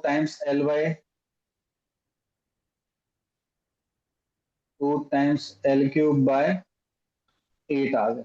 l क्यूब बाय 8 आ गया तो कट गया बच्चे 4, l से कट गया 8 1 टाइम, तो फाइनल आंसर आ गया ml स्क्वायर बाय 12। ये कहां पे निकाला मैंने, इसके सेंटर ऑफ मास पे निकाला, सेंटर ऑफ मास है इसका ये वाला पॉइंट। क्या ये भी याद रखना है? यस, इसको भी याद रखना है, ये आपको हेल्प करेगा, छोटे छोटे पॉइंट है, आपको हेल्प करेगा ये। This two relation must be remember. पहला क्या बताया था, ml स्क्वायर बाय 3, कौन से एंड पर, जब कोई एक एंड पे कर रहे हैं, किसके, यूनिफॉर्म रॉड के। इसमें क्या करें, जब भी हम मिडल में निकालेंगे मतलब सेंटर ऑफ मास पे निकालेंगे, तो उस पर क्या हो जाएगा बच्चों, ml स्क्वायर बाय 12 हो जाएगा। यहां तक क्लियर हो गया सभी को? हाँ जी सर। Yes, sir. सर इसका हम शॉर्टकट भी निकाल सकते थे क्या, एग्जाम पर्पस के लिए? जब हम जेई मेन के हिसाब से करें सर इतना लंबा तो बार बार करना बहुत ज्यादा टफ हो जाएगा, बिल्कुल बात सही है। तो उसका शॉर्टकट भी कर सकते हैं। कैसे? एक चीज बता,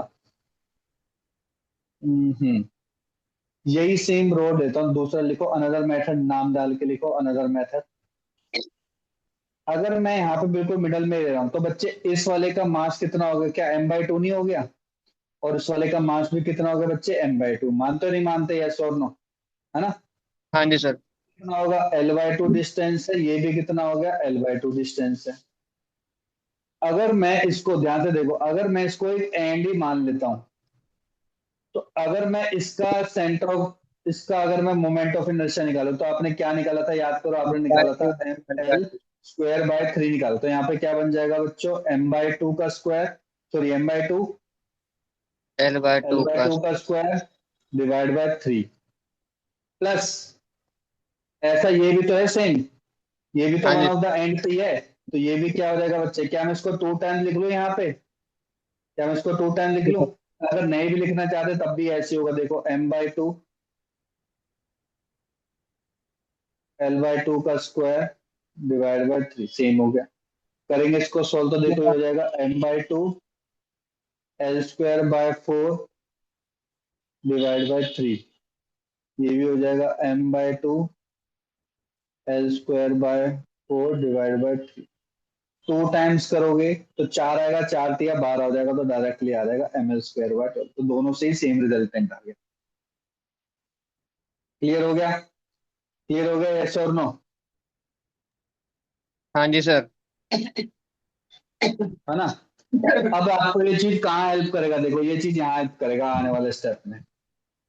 सभी ने लिख लिया यहाँ तक बच्चों?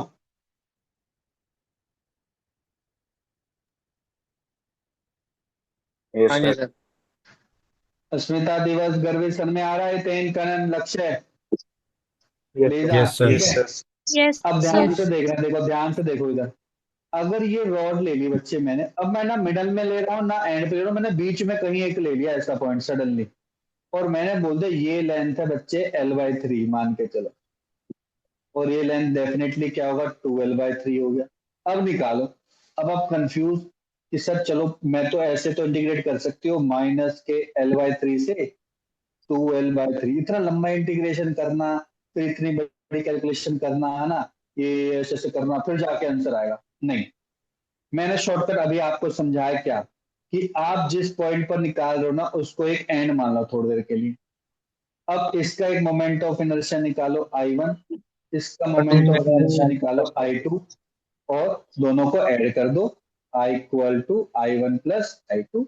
I1 क्या होगा देखो, सोच समझ के बताओ। मास अगर m था तो बच्चे मास भी तो उसी तरीके से डिस्ट्रीब्यूट होगा कि नहीं होगा? तो मास भी हाँ हो जी सर। जाएगा 2m/3, और इसका मास कितना हो जाएगा बच्चे? m/3। तो करके देखते देखो क्या था फॉर्मूला, माइंड में रखो फॉर्मूला, फॉर्मूला था ml² डिवाइड बाय 3। तो वही करता है देखो, m बन गया आपका 2m/3, लेंथ बन गया आपका 2l/3 का square divide bye 3, that's it. ये क्या बन गया बच्चे? m/3, लेंथ कितनी है? l/3 का स्क्वायर डिवाइडेड बाय 3। सर में आ गया बच्चों? यस और नो? हाँ जी सर। I1 ये ना, I2 ये। क्लियर हो गया सभी को? अब बस कैलकुलेशन ही तो करनी है, कैलकुलेशन कर लो। ml² बाहर ले लो, दोनों में ml² है, बाहर ले लिया, 3 भी बाहर ले लिया। सॉल्व करते देखो, ml² बाहर ले लिया तो होगा 2/3 इंटू 4/9 प्लस 1/3 इंटू 1/9। मेरे ख्याल से 27 ये भी बराबर है, 12 प्लस 1 13। फाइनल आंसर आ गया 13ml² डिवाइड बाय 80 का। बस ये आंसर आ गया। देखो कितनी जल्दी हमने निकाल दिया, वरना अगर हम इंटीग्रेट करते तो बहुत लंबा खिंच जाता। यस और नो? हाँ जी सर। क्लियर हो गया? वंश, वैभव, विनीत, क्लियर है सभी को? Rajat, Pulkit? Yes yes sir. Sir. 4 × 2 8 + 1 9 आएगा ना? 4 इंटू सॉरी 9, 9, 9 आएगा तो ये कट जाएगा। 3 से ये भी कट गया, कितना आ गया? 9, है ना? जो कितना होगा ml²/9 आ गया आंसर। ठीक है, हाँ जी सर। अब तो ठीक है आंसर।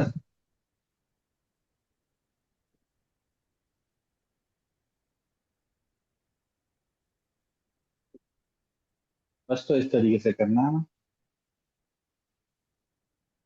आगे बढ़े बच्चों। हाँ जी सर। अब इसी का ही ये थर्ड केस था ना मेरे ख्याल से, एक लास्ट केस ले लेते हैं, फोर्थ केस। मान के चलो कि ये रॉड है, ठीक है, टोटल लेंथ इसकी एल है। अब एक्सिस ऑफ रोटेशन बच्चों एक एंगल से है, ये एंगल फिर आ गया, देखो थीटा आ गया। तो अब कैसे करेंगे देखो, फिर वही लेंगे बच्चे, देखो जो हमने स्टेप लिया वही स्टेप इन्वॉल्व करेंगे। देखो आपने लिया पहले छोटा सा मास ले लिया यहाँ पे डीएम, यहाँ पे ले लिया बच्चे इसकी लेंथ होगी डीएक्स, ठीक है। यहां से लेकर यहां तक होगा बच्चे एक्स, लेकिन एक्स होना परपेंडिकुलर डिस्टेंस है, परपेंडिकुलर डिस्टेंस तो बच्चे ये है आपका। अगर ये एक्स है तो ये ऑटोमेटिकली क्या बन जाएगा बच्चों, ये बन जाएगा एक्स साइन थीटा, यस और नो, हाँ यही जी। तो बनेगा, यस और नो बच्चे। इसका मतलब कि इसका आई क्या होगा बच्चे, इसका आई होगा डीएम, और एक्स की जगह आ जाएगा एक्स साइन थीटा का square, DM x square sine square theta. इसका मतलब कि अगर हम यहां से निकाल रहे हैं तो इसका हम निकाल चुके हैं, जो कि निकला था ml²/3, इसमें साथ में आ जाएगा साइन स्क्वायर थीटा, ऐसे आ गया बस। समझ में आया कि नहीं आया बच्चों, यस और नो। हाँ ये जी वाला तो सर। हम पहले कर ही चुके हैं, ये तो हम पहले कर ही चुके हैं, साथ में बस एक्स की जगह एक्स साइन थीटा है तो साइन स्क्वायर थीटा आ जाएगा बस। क्लियर हो गया सभी को। सर साइन स्क्वायर थीटा यहाँ पे कांस्टेंट है ना? साइन स्क्वायर थीटा बिल्कुल कांस्टेंट है, थीटा अगर कांस्टेंट है तो साइन स्क्वायर थीटा भी कांस्टेंट है, ठीक है। थीटा थोड़ा वेरी कर रहा है यहाँ पे।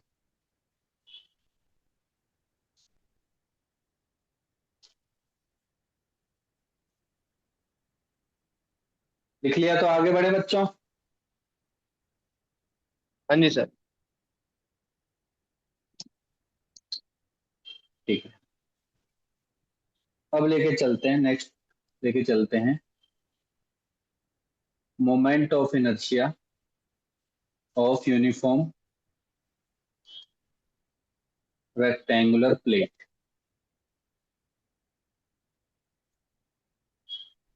अब देखो यहां से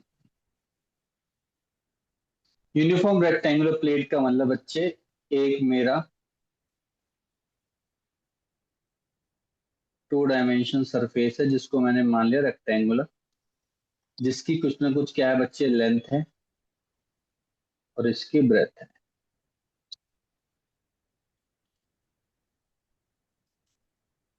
ठीक है, ऐसा। हम्म और मैं यहाँ पे मान के चल रहा हूँ, अभी पहले स्टेप के लिए मान के चल रहा हूँ समझाने के लिए, ताकि एक बार समझ में आ जाए। मेरी एक्सिस ऑफ रोटेशन बच्चे ये है, AORAM। अब ध्यान से समझना, बिल्कुल प्यार से समझना, तो बहुत जल्दी निकलेगा देखो। क्योंकि इसकी कुछ लेंथ और ब्रेथ है तो मैं एक छोटा सा पोर्शन लेके चलता हूँ, मतलब छोटा सा पोर्शन ले लिया मैंने, ये वाला, ध्यान से देखो मैंने ये ले लिया। सर आपने यही क्यों लिया, अभी बताऊंगा ऐसा क्यों लिया, ये ले लिया, ठीक है। इसका टोटल मास लिख लो यहाँ पे, टोटल मास है एम। तो बच्चों मैंने छोटा सा पोर्शन लिया है, छोटा सा पोर्शन लिया है बच्चों। इसका टोटल मास कितना होगा बच्चे, इसका टोटल मास, इसका डीएम नहीं होगा मास, मैं मान सकता हूँ कि इसका मास डीएम होगा, यस और नो, हाँ जी यस और सर। नो बच्चे, है ना। इसका मास होगा डीएम, ठीक है, बिल्कुल सही बात है।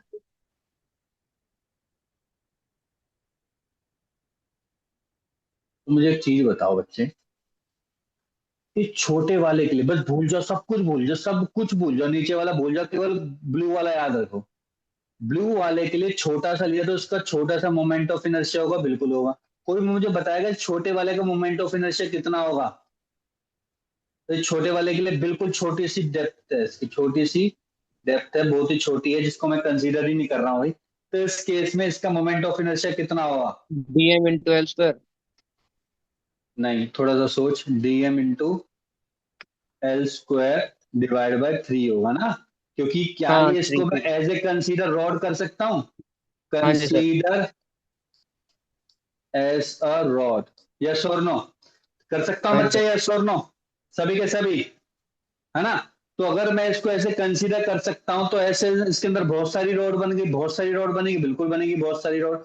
तो अगर मैं इसको इंटीग्रेट कर दूं बच्चे, तो क्या मेरे को टोटल मोमेंट ऑफ इनर्शिया मिल जाएगा? हाँ जी मिल सर। जाएगा कि नहीं मिल जाएगा सर? बिल्कुल मिल जाएगा। तो मुझे बताओ, आई की वैल्यू हो जाएगी dm L square divide bye 3। तो क्या L square divide bye 3 common नहीं है? क्योंकि देखो एल थोड़ा चेंज हो रही है। अगर मैं ये वाला भी पोर्शन लेता हूं बच्चे, इसमें भी एल डी चेंज हो रही है क्या एल चेंज? सर नहीं हो रही है एल चेंज। तो इसका मतलब कि एल स्क्वायर बाय 3 तो कॉमन ही हो गया। तो मुझे क्या लेना पड़ेगा बच्चों? डीएम। टोटल डीएम कितना है? टोटल डीएम कितना है? Total DM, total mass m। कितना है? एम है। तो डायरेक्टली इसका आंसर आ गया M L square by 3। Sir इसका भी आ गया? बिल्कुल आ गया बच्चों, रटना थोड़ी ना है, समझना है।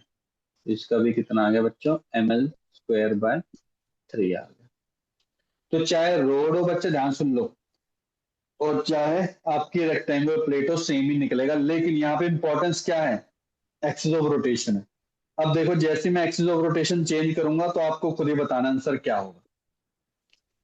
यहां तक बना लिया सभी ने? सभी हाँ ने जी लिख सर। लिया?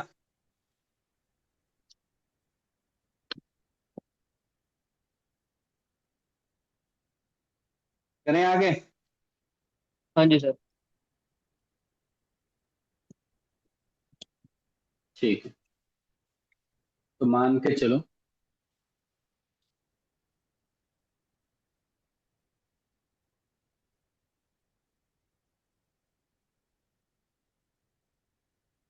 सेम ही है,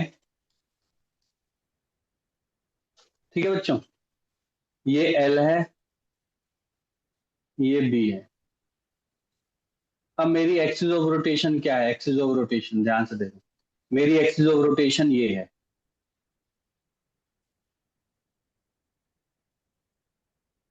तो मुझे कोई m b बताएगा मोमेंट ऑफ इनर्शिया कितना हो जाएगा? Cube by 3। है M b cube by 3। B square by 3। B cube नहीं, बी स्क्वायर बाय 3, बिल्कुल हाँ करेक्ट। b square. यहाँ पे हो जाएगा बच्चे एम बी स्क्वायर बाय 3। यहाँ पे मोमेंट ऑफ इनर्शिया कितना निकल गया? I is equal to m b square by 3, correct. अब मुझे बताओ, ये सेकंड केस हो गया, थर्ड केस देखो।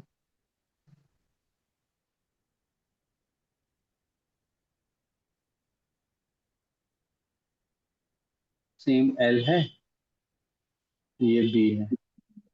यहाँ पे निकालना बच्चे, ये है आपका एक्सिस ऑफ रोटेशन। अब बताओ क्या होगा?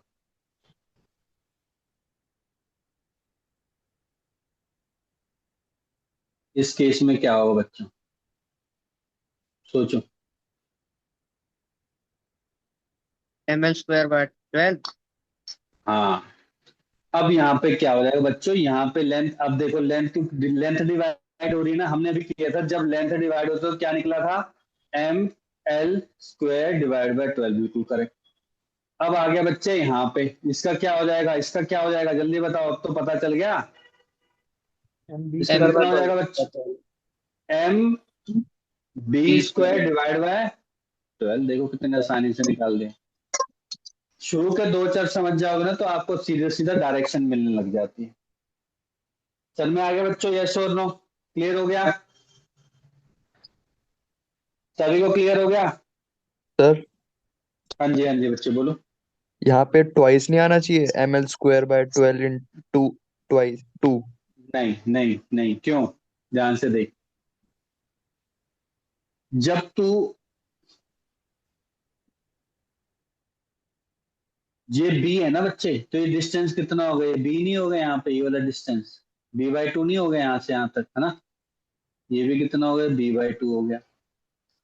यस अगर तू सर। उसको जीरो लेके चलेगा, तो ये तो सिंपल, ये ऐसी रोड बन गई ना आपकी, ऐसी रोड बन गई। अब याद कर, परपेंडिकुलर से ऐसी रोड बनी थी, तो इसका क्या निकलना था? इसका निकलना था sir DM B square divide by 12। ये तो निकलता है, यस और नो? एक पतली सी रॉड ले लिया मैंने, इस सरफेस को मैंने एक सिंगल लेंथ रॉड ले लिया, तो उसका डीएम बी स्क्वायर बाय 12 निकलता है, यस और नो? मिडल में निकाल रहे हैं तो हम, ठीक है। अगर बी तो कांस्टेंट ही है, बी स्क्वायर डिवाइड बाय 12 बाहर आ जाएगा, तो टोटल मास कितना हो जाएगा? एम हो जाएगा। तो ये तो आंसर आ गया सर में। आ गया कि नहीं आ गया? आ यस और गया नो? सर। जैसे हमने जैसे हमने रॉड के लिए किया था, बिल्कुल सेम वही कंसीडर करके करना है बच्चे, तो आ जाएगा उससे। किसी को डाउट तो नहीं है यहाँ तक? No sir.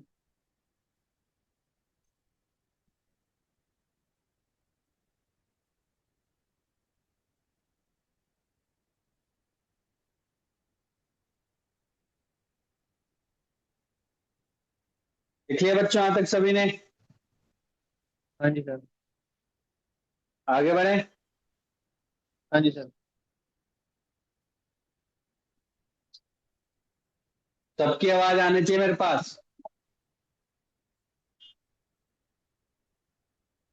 Yes sir. अब निकालना yes moment sir. Of inertia of ring, of circular ring. ध्यान से देखो मैं कैसे निकाल रहा हूं। एक ये सर्कुलर रिंग है बच्चों, और सेंटर पे इसका एक्सिस ऑफ रोटेशन है, ठीक है। Axis of rotation passing through the center, passing through the center and perpendicular to plane of circle, plane of ring। Perpendicular मतलब ये एक्स वाई में है और ये जेड एक्सिस में, ठीक है बच्चों। समझ में आ गया? हमें इस पे हमें क्या निकालना है बच्चों? मोमेंट ऑफ इनर्शिया निकालना है। तो देखो इसको टॉप व्यू देखो, अगर मैं इसका टॉप व्यू देखता हूं तो टॉप व्यू कुछ ऐसा है,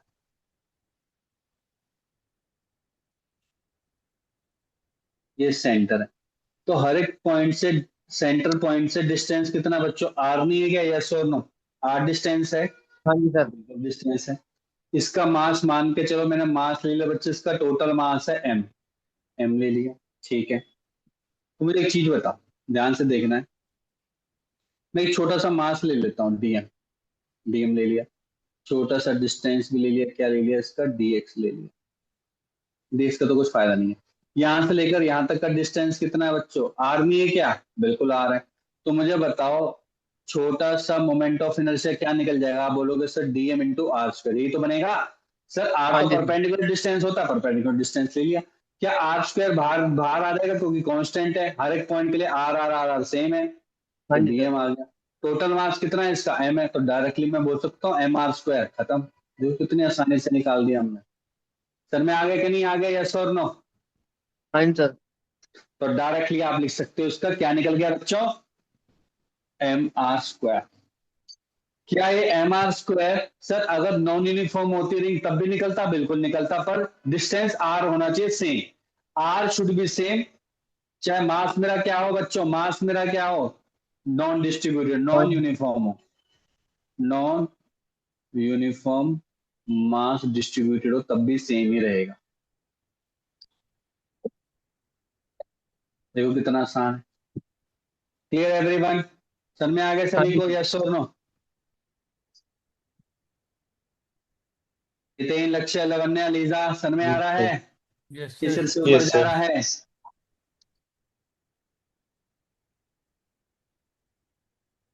ठीक है। Manish, Preet, Prince, Pulkit, yes sir. Yes, yes sir. Sir. ठीक है।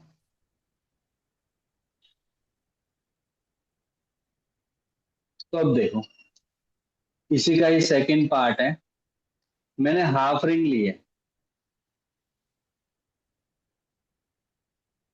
ठीक है, और मैं निकाल रहा हूं बच्चे, यहाँ पे ही निकाल रहा हूँ। ये मेरी क्या है? एक्सिस ऑफ रोटेशन है, which is perpendicular to plane of ring.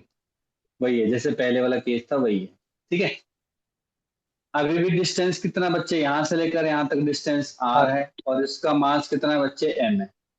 तो कोई बताएगा, वैसे थोड़ा सोच के बताओ इसका क्या होना चाहिए मोमेंट ऑफ इनर्शिया, क्या लगता है आपको क्या होना चाहिए इसका मोमेंट ऑफ इनर्शिया? mr² ही होना चाहिए। वेरी गुड, बहुत ही बढ़िया। सर एक चीज बताओ, आपने अगर छोटा सा भी ले लिया, यहाँ पे डीएम ले लिया सर, यहां से लेकर यहां तक का डिस्टेंस कितना है, आर है। आर हो गया तो सर डी आई अगर मैं लूंगा, तो डी आई तो मेरा होगा डीएम इंटू आर स्क्वायर। अगर मैं इसको इंटीग्रेट कर दूंगा दोनों साइड, तो आर स्क्वायर तो बाहर आ गया, टोटल मास डीएम बचा, तो अभी भी क्या रहेगा बच्चों, एम आर स्क्वायर आ जाएगा। सर क्यों आ गया एम आर स्क्वायर, क्यों आ गया? क्योंकि बच्चे मैंने मास एम ही माना है इसका। अगर मास में हाफ कर देता ना इसका, तब आप बोलते M R square by 2। Sir में आया कि नहीं आया? सर में आया हाँ कि जी नहीं सर। आया बच्चों? मास उसके सेम होने की वजह से एम आर स्क्वायर आया। इसका मतलब कि थर्ड केस देखो, थर्ड केस देखो, अगर मैं छोटा सा आर्क भी ले लेता हूँ ना बच्चों, छोटा सा आर्क भी ले लेता हूँ, और इसका तब मास भी मैं एम बोल mr²। देता हूँ, और सेंटर से लेकर यहां तक का डिस्टेंस आर है, तब भी इसका मोमेंट ऑफ इनर्शिया क्या होगा बच्चों, एम आर स्क्वायर ही रहेगा, चाहे कितना भी एंगल से डिस्ट्रीब्यूटेड हो। सर में आ गया सभी को, यस और नो? सर में आ गया बच्चों? क्यों? क्योंकि सर इसका मास आपने सेम ही लिया है। मास आपने क्या लिया बच्चों, सेम ही लिया है, इस वजह से। मास अगर डिफरेंट डिफरेंट बोलता कि पहली वाली रिंग मान के इसी रिंग का बोलता कि 1/4 निकालो, तब आप बोलते चेंज होता। क्यों? क्योंकि सर मास चेंज हो जाता उस केस में, मास चेंज हो जाता, क्योंकि आप उसी उसी रिंग को कट कर रहे हो। हमने उस रिंग को थोड़ा कट किया, हमने एक अलग रिंग बनाया जिसका मास सेम है, हमने फिर एक और अलग आर्क बनाया जिसका मास सेम है। इस वजह से सारे केस में क्या निकल रहा है, M R square M R square M R square निकल रहा है। तो एक बार जल्दी से रिवाइज कर देते हैं। पहला हमने रॉड निकाला था बच्चों, रॉड का निकला था एम एल स्क्वायर बाय 3, जब मेरा एक्सिस ऑफ रोटेशन कहां पे था बच्चों, मेरा axis of rotation one of the end पर था।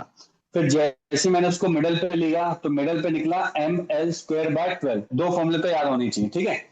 अगर कोई एंगल से है तो वो बन जाएगा M L square divide by 12 into sine square theta. यहाँ तक क्लियर हो गया सभी को बच्चों, यस और नो? हाँ जी सर। ठीक है। उसके बाद हमने निकाला एक यूनिफॉर्म शीट निकाली, रेक्टेंगुलर शीट निकाली, तो उस रेक्टेंगुलर शीट का कितना निकलेगा बच्चों, एम एल स्क्वायर बाय 3 ही निकलेगा, अगर axis of rotation one of the end पर है। फिर मिडल पे है तो क्या निकलेगा, M L square divide by 12। अब आ गए हम रिंग पे, एक फुल सर्कुलर रिंग है तो उसका बन जाएगा M R square, half ring है तो एम आर स्क्वायर, आर्क है तो एम आर स्क्वायर। तीनों ही केस में मास क्या है बच्चों, तीनों का मास सेम है, इस वजह से। यहां तक बताओ क्लियर हो गया, फॉर्मूले भी याद हो गए, आगे बढ़े। हाँ जी सर। नेक्स्ट केस आता है बच्चों, ध्यान से देखो। नेक्स्ट केस आता है moment of inertia of hollow cylinder.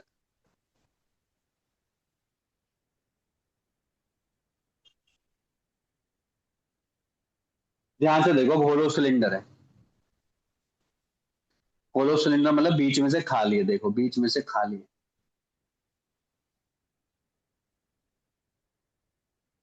अब इसको अंडरस्टैंडिंग करने के लिए मेरे को एक छोटा सा टुकड़ा लेना पड़ेगा, बिल्कुल लेना पड़ेगा सर। एक छोटा सा टुकड़ा काट लो, आप ऐसे छोटा सा टुकड़ा काट लो। अगर आपने छोटा सा टुकड़ा काटा है, ध्यान से देखो, अगर आपने छोटा सा टुकड़ा काटा है, तो ये टुकड़ा किसकी तरह बिहेव कर रहा है, कोई बताएगा मेरे को, ये रिंग की टुकड़ा तरह। किसकी तरह बिहेव कर रहा है? रिंग की तरह।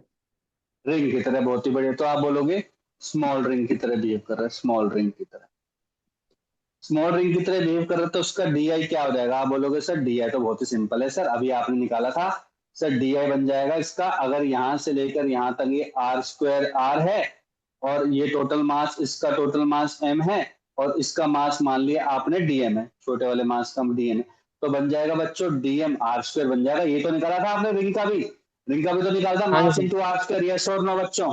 यहाँ तक क्लियर, सभी को क्लियर हो गया? हाँ जी सर।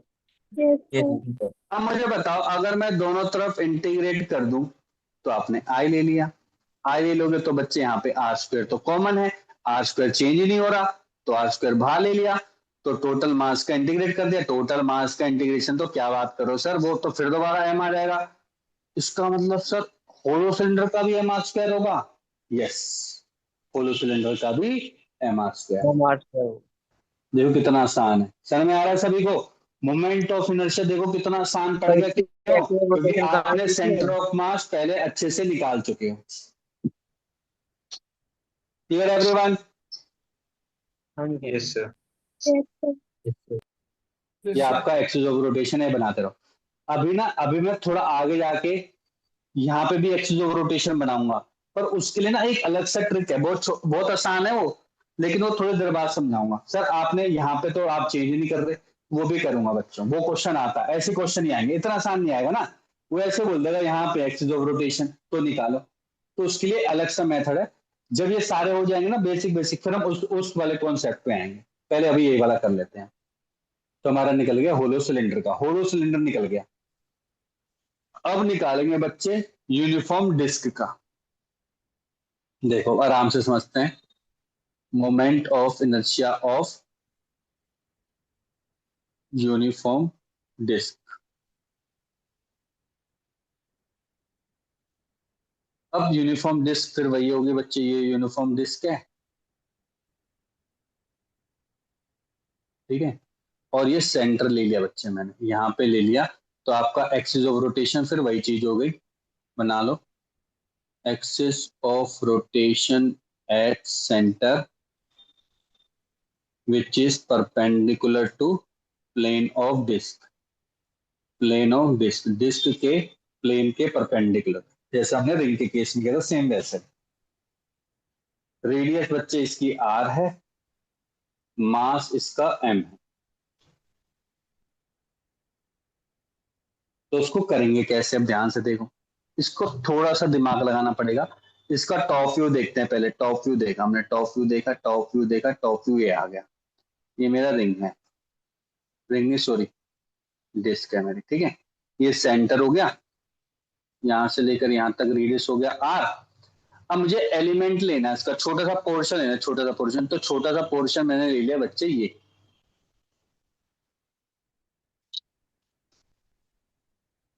ठीक है, ये ले लिया।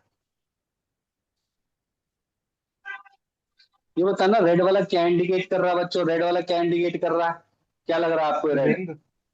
रिंग लग रही है, बहुत ही रिंग बढ़िया। लग रही है। रिंग लग रही है, तो मैं मान सकता हूं कि यहां से लेकर यहां तक इसकी रेडियस स्मॉल आर ले लिया बच्चे, और इसका मास ले लिया बच्चे डीएम। कोई दिक्कत तो नहीं है यहां तक समझने में? यस और नो, है ना? तो मुझे बताओ डी आई मेरा क्या बन गया? सर डी आई मेरा बहुत ही सिंपल है। सर कैसी बात कर रहे हो, रिंग का तो मुझे रट गया, डीएम आर स्क्वायर, खत्म। डीएम आर स्क्वायर हो गया बच्चों। लेकिन इसको डायरेक्टली हम कहां से, अब यहाँ पे बच्चों आर भी वेरी कर रहा है। पहले क्या कर, देखो अगर मैं इंटीग्रेट कर दूं, ध्यान से देखो, अगर तुम सोचो पुराने तरीके से, सर ऐसे इंटीग्रेट कर दो, ऐसे इंटीग्रेट कर दो, क्या मैं आर स्क्वायर बाहर ले सकता हूं? सर नहीं ले नहीं सकता, सर। क्यों? क्योंकि आर तो खुद ही वेरी कर रहा है। क्या वेरी कर रहा है कि नहीं कर रहा? वेरी कर रहा। हाँ क्या जी। मैं डीएम बाहर ले सकता हूँ? सर डीएम नहीं ले सकता, डीएम भी वेरी कर रहा है। इस वजह से मैं डायरेक्टली यहाँ पे इंटीग्रेट ऐसे नहीं कर सकता हूं पहले की तरीके से, तो इसको इक्वेशन वन माननी पड़ेगी। यहाँ तक क्लियर हो गया बच्चों सभी को? यस और नो? हाँ जी सर। अब इसमें मुझे यूज करना पड़ेगा, बताओ मुझे क्या यूज करना चाहिए? Linear density. Mass density use करना चाहिए कि surface mass density? Or surface. Surface वाला। Surface mass density. Surface mass density बताओ, हमने सिग्मा से रिप्रेजेंट किया था। सिग्मा क्या होता? Total mass upon area. Area कितना है बच्चे इसका? टोटल पाई आर स्क्वायर, बिल्कुल करेक्ट, ठीक है। ऐसे मैं लूंगा डीएम अपॉन डी ए, ये ले लिया। तो मेरा डीएम क्या आ गया बच्चों? डीएम आ गया M by pi are square into D. अब डीए कैसे लें? देखो ये रिंग है ना, इस रिंग की कुछ ना कुछ क्या होगी बच्चे, डी आर इसकी कुछ ना कुछ विड्थ हो गई। तो अगर मैं इसको काट के, एक साइड से काट के, याद करो मैं पहले केस लिया था, उसको काट के अगर मैं इसको स्ट्रेट कर दूं, तो इसकी क्या होगी बच्चे? विड्थ हो गई डी आर। ये टोटल लेंथ कितनी हो जाएगी? क्या टोटल लेंथ 2 पाई आर नहीं हो जाएगी बच्चों? यस और नो? हाँ अगर आर जी सर। रेडियस थी तो उसका डी ए कितना हो गया? एरिया। आप बोलोगे sir length length. Into breadth D R, है ना? तो ये हाँ डायरेक्टली जी। इसमें पुट कर दो, तो मेरे डीएम निकल गया, डीएम निकल गया M by pi are square into 2 pi r d r. Pi से पाई कटा, आपका फाइनल आ गया 2m/r², r dr। ये निकला आपका फाइनल।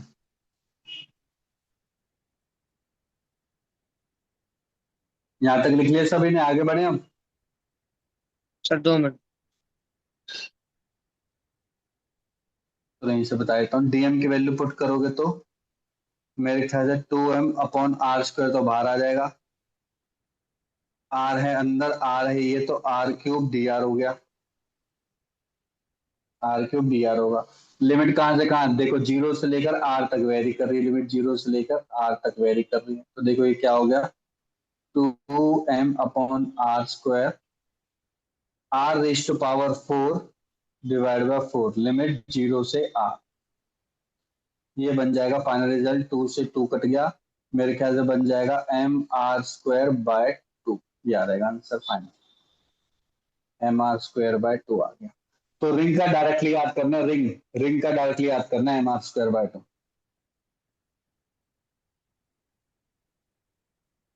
अब मेरे को कोई अगर ये बच्चा, अगर मुझे ये बच्चा बता देना दो चीजें, तो मैं समझ जाऊंगा कि उसने कॉन्सेप्ट को अच्छे से समझ लिया है। अब वो क्या कॉन्सेप्ट है, मैं बस ये खत्म करके पूछता हूँ। ये लिख लिया सभी ने बच्चों, लिख लिया सभी ने? हाँ जी सर। अब देखो एक चीज बताओ, यहाँ पे नोट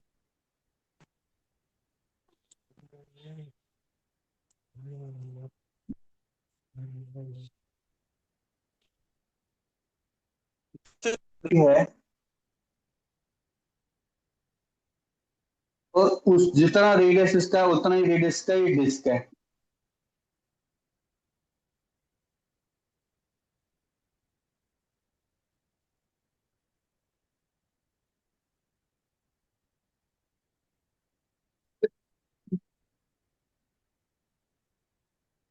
इसका निकला बिल्कुल सेम है शेप, सर्कुलर शेप, ये बस रिंग है, डिस्क है। इसका निकलता है mr² और इसका निकलता है mr²/2। Why? Sir distribution of mass की वजह से। शाबाश, वेरी गुड बच्चे। यहाँ पे डिस्ट्रीब्यूशन सारा का सारा मास कहाँ पे है, r डिस्टेंस दूरी पर है, यस और नो? अगर सारे के सारे मास ही दूर हो गए तो उसका मोमेंट ऑफ इनर्शिया ज्यादा निकलेगा ना, यस और नो? इसलिए हाँ इसका जी। ज्यादा निकला। यहाँ पे क्या है, टोटल मास तो m ही है, टोटल मास क्या है बच्चे, m है, लेकिन वो मास डिस्ट्रीब्यूट हो गया सारे के सारे सरफेस, इस वजह से इसका क्या निकला है, mr²। Very good, because same mass is distributed in the disc. समझ में आ गया सभी को? समझ में आ गया बच्चों? बहुत ही बढ़िया। Clear everyone? हाँ जी सर। क्यों हाफ हो गए? इस वजह से हाफ हो गया, बहुत ही बढ़िया।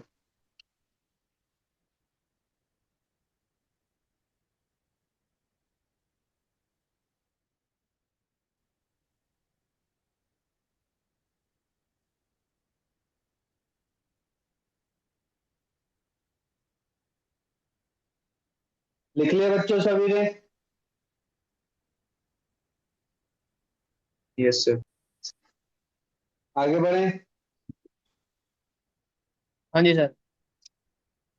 तो देखो, मान के चलो कि हाफ डिस्क है,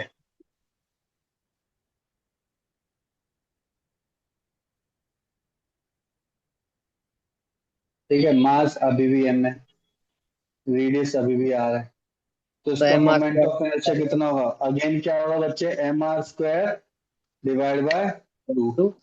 ऐसे ही मान के चलो कि एक क्वार्टर ले लिया बच्चे, मैंने क्वार्टर डिस्क ले लिया, इसका भी M R square quarter by 2 disc, है। इसका भी क्या हो जाएगा बच्चे, अगर मास सेम है, रेडियस r है, तो इसका भी क्या हो जाएगा, mr²/2। करेक्ट। ये याद रखने सारे के सारे, तभी जाके हो पाएगा क्वेश्चन। हाँ जी सर।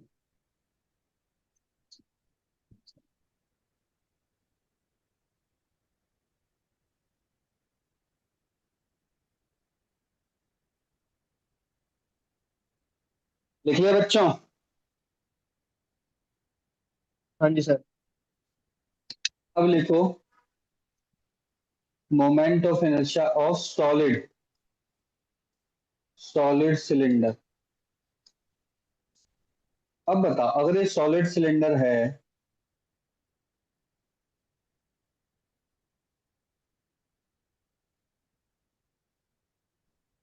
सॉलिड सिलेंडर है और एक्सिस ऑफ रोटेशन वही सेंटर से पास होकर जा रही है और ये रेडियस आर है, तो मैं छोटा सा लूंगा पोर्शन इसका।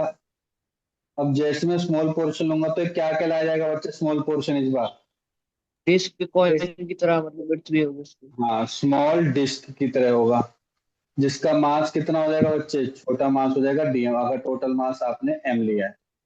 तो फिर डी आई कितना हो जाएगा बच्चे, डी आई हो जाएगा, इसका डी आई हो जाएगा DM R square by two. Yes और नहीं, तो होता है डिस्क का M R square by two, तो ऐसे बन जाएगा हाँ D G M R square by two. दोनों तरफ इंटीग्रेट कर दूंगा तो मैं आर, इस बार आर मेरा वेरी कर रहा है कि कांस्टेंट है?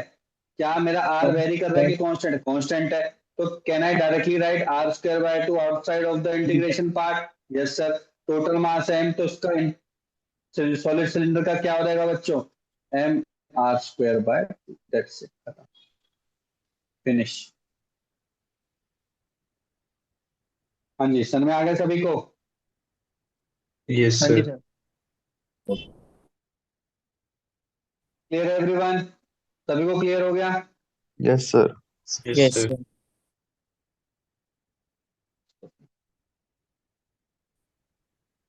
ठीक है।